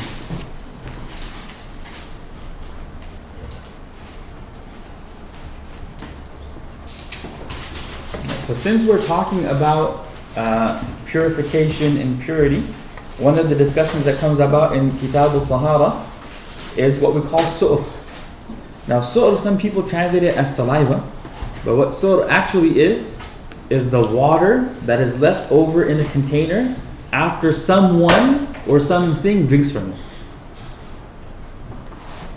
As-su'ru is the water that is left over in a container after someone or something drinks from it. Right? وَالسُّؤْرُ بَقِيَّةُ الْمَاءِ الَّتِي يُلْقِيهَا الشَّارِبُ فِي الْإِنَاءِ وَغَيْرِهِ. So if I take a sip from this cup, what's left in it is called su'r. Right? If a cat comes and licks some of my coffee, it's called su'r. If a dog comes and laps up water from my water bottle, that's called su'r. And the reason for this now is because when someone drinks from something, what gets mixed with it? Their saliva. Alright, so the saliva is the saliva of the animal pure or impure? So they say the ruling of the saliva is related to the ruling of that person's or that animal's meat. If its meat is permissible to consume, then its saliva is also what? Permissible. If its meat is impermissible to consume, then its saliva is usually going to be impure. And we'll get there. So there's basically different types of saliva. Su'ur. There's a su'ur al-tahir. A su'ur al-tahir would be human saliva. And the saliva of any animal whose meat is permissible to consume. Cows, sheep, goat, deer, camel, whatever else you can eat. Make sense? So if a human being were to take a sip from a bucket, I can use that water still for what? Wudu, ghusl, wash my clothes. Right? If I live on a farm, mashallah, and my cows come and drink from the same area that I get water for my clothes and wudu, no what? No problemas. Alright? Na'am. So is the saliva itself, can we also say that it's haram to consume? So because some people kiss their dogs and cats and there's a transfer of saliva. Is that permissible or impermissible? When they kiss their dog and cat? We'll get there. Nah.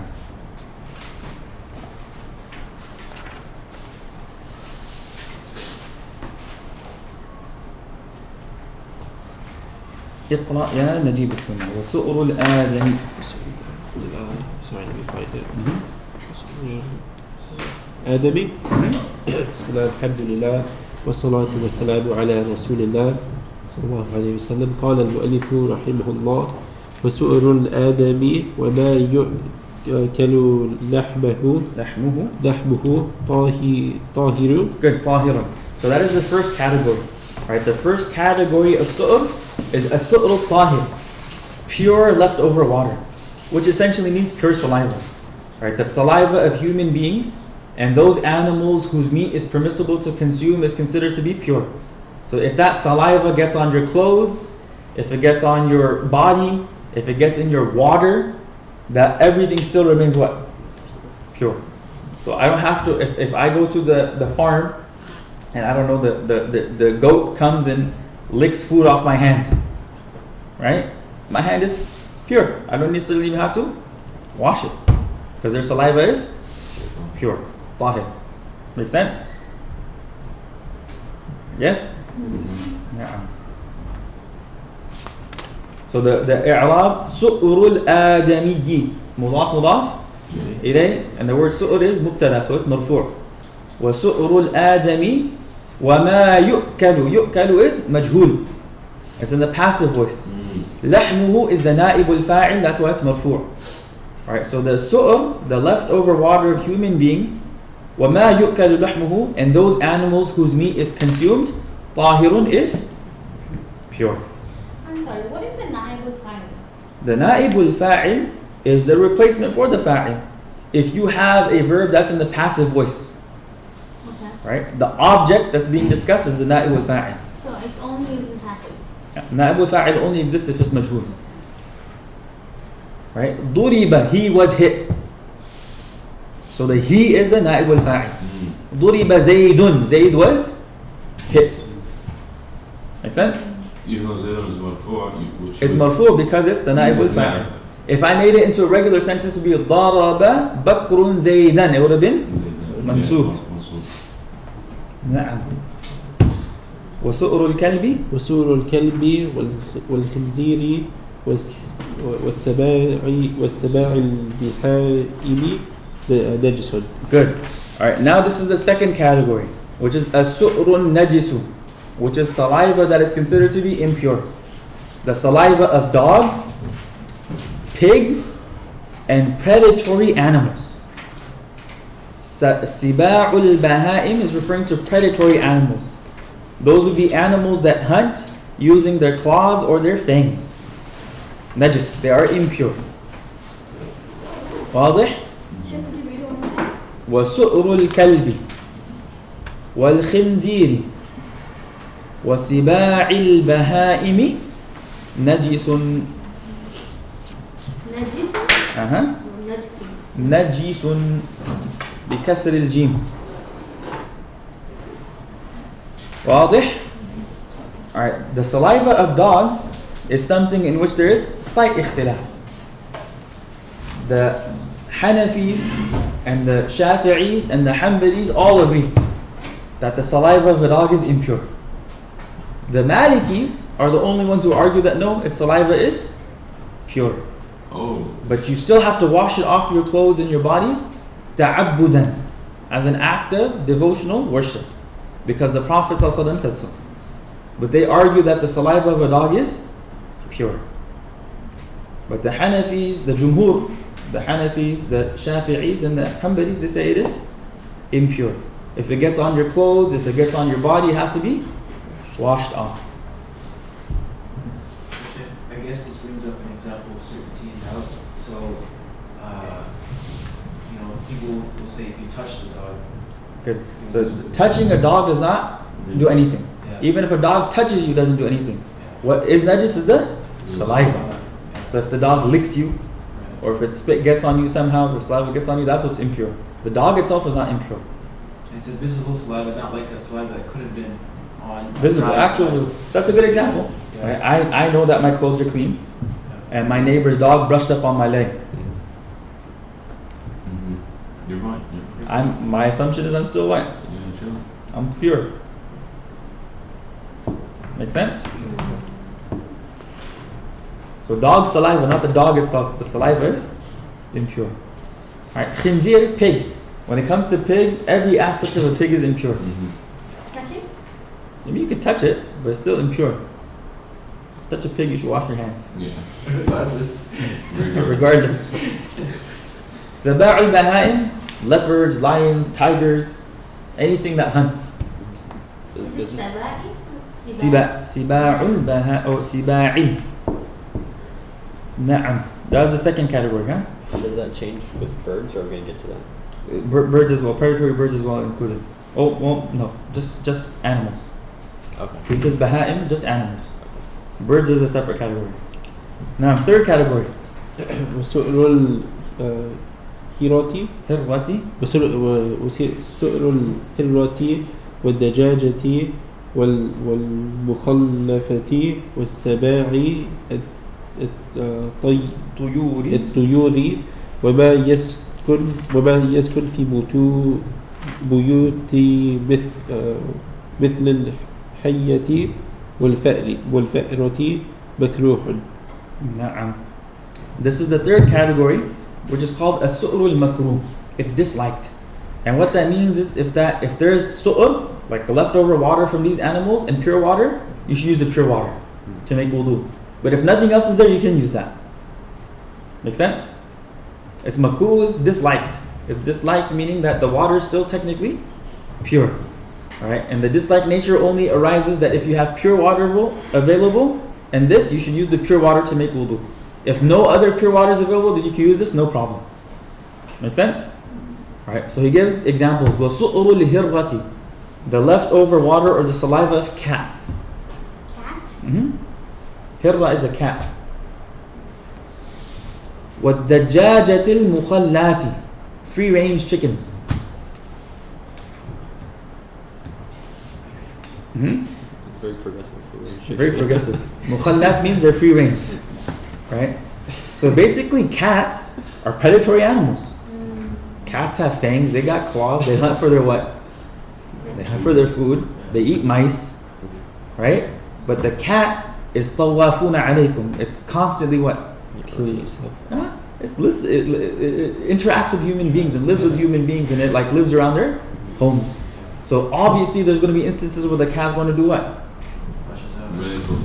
It's going to like, saliva will be around, it's going to eat from your food, it's going to drink from your water, whatever. So because of that illah, the ruling of it becomes lesser. And this says makruh. And there's a hadith where the Prophet ﷺ, or even Aisha radiallahu anha, a cat came and drank, and they drank right? No problem. The cat would eat from their plate, no problem. Make sense? الدجاجة المخلات. Chickens are not predatory animals. But if it's a free-range chicken, then you don't have control over what it's consuming. And some chickens eat filth. Straight up. They eat everything. Huh? They eat everything. Exactly. Oh, they do? Yeah. Chickens are like goat. You give whatever you give it, it's gonna like consume it. Yeah. Even if you fry eggs, it'll eat. That's nasty. Oh, That's nasty. That's dark, bro. That is dark. No, you would think Oh my God. you feed them eggs. Seriously. You got some. That's what happens, right? Yeah. You give some good You eggs boil and you feed them eggs eggs. and give them with That's the a that's an Hannibal Lecter. That's what Its own eggs. Like that was. So what if they ate like a lizard or something? Still, Fine. it's fine. Because it's not common. They wouldn't do it commonly. Right? وَسِبَاعُ الطُّيُورِ. Predatory birds. These are birds that hunt with their talons. Hawks and eagles. Talons? Talons. وَمَا يَسْكُنُ فِي الْبُيُوتِ. And those animals that live in your homes. مِثْلُ الْحَيَّةِ وَالْفَأْرَةِ. Like snakes and rats. This is, Baghdad, centuries ago. حيتي Uh-huh. والفأرة. فأرة. مكروه. Snakes and rats. والقط كات والفأرة That's so رات. funny. That was a joke. What? You hear this?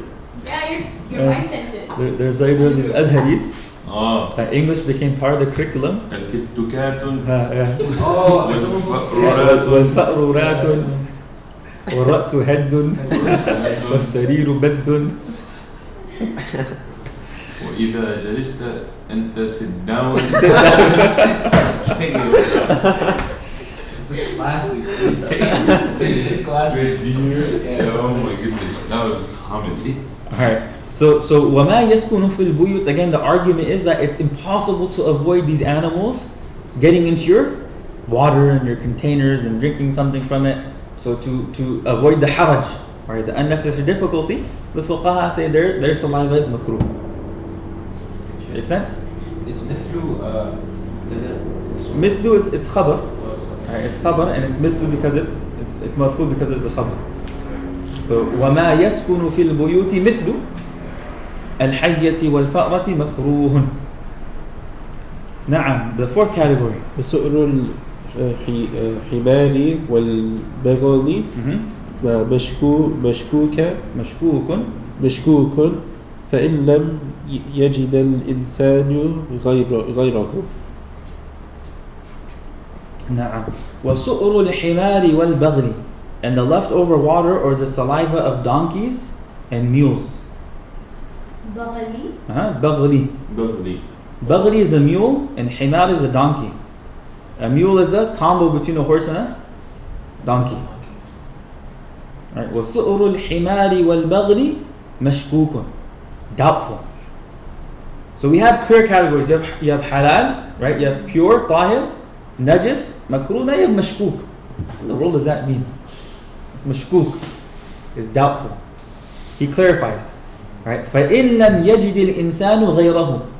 If a person does not have any other water except for that, تَوَضَّأَ بِهِ وَتَيَمَّمَ. They will make wudu with it and do what? Tayammum. Because we don't know if that water is pure or not. So, تَوَضَّأَ بِهِ وَتَيَمَّمَ. He will make wudu and do tayammum. وَبِأَيِّهِمَا بَدَأَ جَازٍ. And whichever one he does first is permissible. I mean, he could do tayammum first, then wudu with this water, or could do wudu with that water first, then tayammum. Does not matter. Wait, you can make tayammum from water? No, you do tayammum after. After making wudu with this water, then do tayammum. Or do tayammum first, then make wudu using this water, because it's mashkook. Are you not allowed to eat donkey and mule? Yeah, you can't eat donkeys and mules. وتيمم وَالتَّيَمُّمُ تَوَضَّأَ بِهِ وَتَيَمَّمَ. تَيَمَّمَ. It's the verb. ماضي. الفعل الماضي. تَيَمَّمَ. Shit, what about zebras? Zebras, if they are not if they're herbivores, you can consume it. Okay, because I saw like a post from Africa I don't think zebras eat meat, right? No, I don't think so. Giraffes don't eat meat. Sorry, giraffes are herbivores. Yeah. How's it? Giraffe. Kangaroos are herbivores. But good luck killing a kangaroo. They eat in Australia. Oh, really? I think there's generally speaking, all herbivores can be eaten. general. Hisar. Horse, there's ikhtilaf in horses because the horse was added to jihad. It was a tool that was used for wars. They said no, don't eat. Their water. Huh? Their water, their saliva. Their saliva is pure. Saliva This is is pure. for donkey and Donkey and mule. For donkey and mule, the reason why is because they say there's ta'arudul adilla. There's some narrations that make it seem like they're pure, and there's other narrations that make it seem like they're impure, and it's hard to reconcile between both. Oh, I see. So for that, the fuqaha say it's mashkuk. And we can eat sharks. You can eat shark. We can eat crabs and. You can eat everything under the ocean. Why do they say that? Actually, I think I might have heard someone say. But to clarify, is that look, the Hanafis, alright, they say that Allah subhanahu wa ta'ala says, أُحِلَّ لَكُمْ صَيْدُ الْبَحْرِ. Right, أُحِلَّ لَكُمْ صَيْدُ الْبَحْرِ. What has been made permissible for you is صَيْدُ الْبَحْرِ, whatever you capture from the ocean. Alright, so the majority of fuqaha, the Shafi'is, the Hanbalis, and the Malikis, they say أُحِلَّ لَكُمْ. What's the actual verse? أُحِلَّ لَكُمْ صَيْدُ الْبَحْرِ. They say this is am, it's general. Allah subhanahu wa ta'ala is saying that whatever is found in the ocean is what? Permissible. Right? Whatever is found in the ocean is permissible to consume. The Hanafis, we do some interpretive gymnastics here. And we say that the Prophet ﷺ, he says that there's only two types of mayta that are permissible. As-samaku wal-jarad. Right? أُحِلَّتْ لَكُمْ الْمَيْتَتَانِ السَّمَكُ وَالْجَرَادِ. Samak is fish and jarad is locust. Locust. So we say that the verse itself is ambiguous. It doesn't identify what type of things you capture from the ocean are what? Permissible. Right? Because sada yasidu means to what? To fish. To fish. Right? So what can you fish? Fish. We say samak. And the samak is then defined as whatever is classified as an actual fish. So classically speaking, some of the Hanafi fuqaha, they made the argument that crustaceans and like crabs and lobster and shrimp, they're not fish. Right? They're not fish. So because of that, you cannot consume them. Either it's makruh tahrim or tanzih, and there's a discussion. But other Hanaf, they say no, you can also consume them because the word samak here is not referring to what's biologically classified as a fish, but it's just referring to whatever's in the ocean. And that's how the language was used back then as well. Because at that time they didn't have differentiations between whatever we have. Make sense? So even today the Hanafi say whatever's in the ocean you can eat. So what about like a small bird, like a sparrow? Would that be under the first category? A sparrow is going to be. Can you eat? You can eat sparrows, right? Quails? You can eat quail. It'd be tahir. I've heard, I don't know if it's correct or not, but I've heard from people that if you eat prawns, because it's makruh, it breaks your wudu, you have to redo your wudu. هذا culture. Eat what? Prawns. We did nawaqidul wudu. Listen, we studied the nawaqidul wudu, right? Does it mention eating anything breaks your wudu? Well, things coming out break your wudu, not going in. Yeah. But in the Hanbali, isn't it in the Hanbali school of thought that if you eat lahm, that camel. Only camel meat. Only camel meat. And there's explanations for those. Yeah. Only camel meat. And that's only for Hanbalis, not? Only Hanbalis. Only the Hanabila say if you eat camel meat, you gotta make wudu. We say They're the la. ones who eat the most. Huh? They're the ones who Probably. All right. Congratulations. You are done with the first section of Kitab al-Tahara. The first section. The first section. Afterwards is Babu Tayammum. Sheikh, I'm asking, is it bada'a jaza? بأيهما بدأ جاز. I thought that was like a hawk, dude. It's actually like, it's one of the kids. It is one of the kids. Okay. make it sound like that. So Wednesday, inshallah, quiz on the first 10. It's not going to be hard. It'll be easy. All of them? It's like, Inshallah, know all 10. And you'll do fine. You know how to put the vowels and translate, you'll do fine. Octopus is fil bahr, you can eat it. That's So does it that guy can eat it. did you write? So memorizing becomes easy once you actually know what you're saying. So if you focus on the translation, memorization becomes really easy. Super easy. Super duper. So like focusing our efforts on that will help us. I think memorizing vocab will help. Okay. Memorizing vocab will definitely help. Did you lend me your producer? does the ruling change when it becomes a farm raised fish? Did you finish your chest? Can I see your chest really quick? Yes. I didn't get it correct. The what? I didn't get it correct. Sure. I don't know if all of my grammar was on point. I actually did the Translation? we ended up taking pictures and then last night with all the pictures. Can you put a lot of pictures? Because you don't need it. I do. I need every picture that I could get.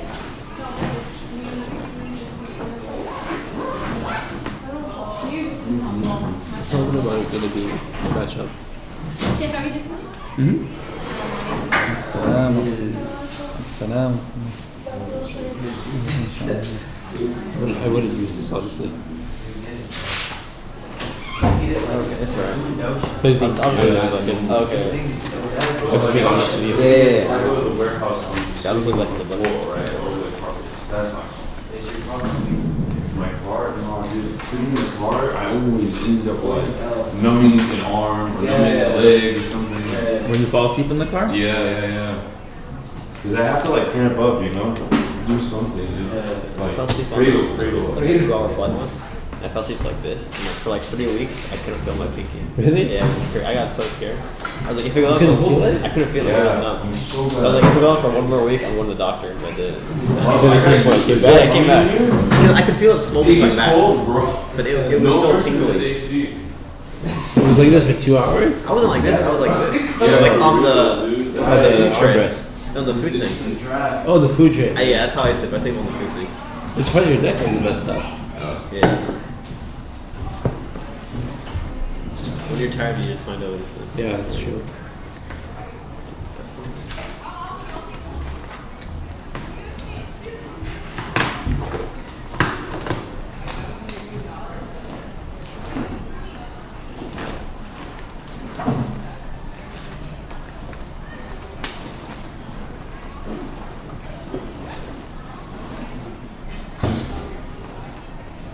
Jake, do you have office hours in here or anything? Upstairs. Oh. But today I gotta leave early. I have to go to UCI today. You start chaplaincy? Today's the first day. Oh wow. We had our first Sheikh Rahman and Sheikh Ahmed came before, Yeah. and then Sheikh Ahmed came for our first halakha and first chaplaincy.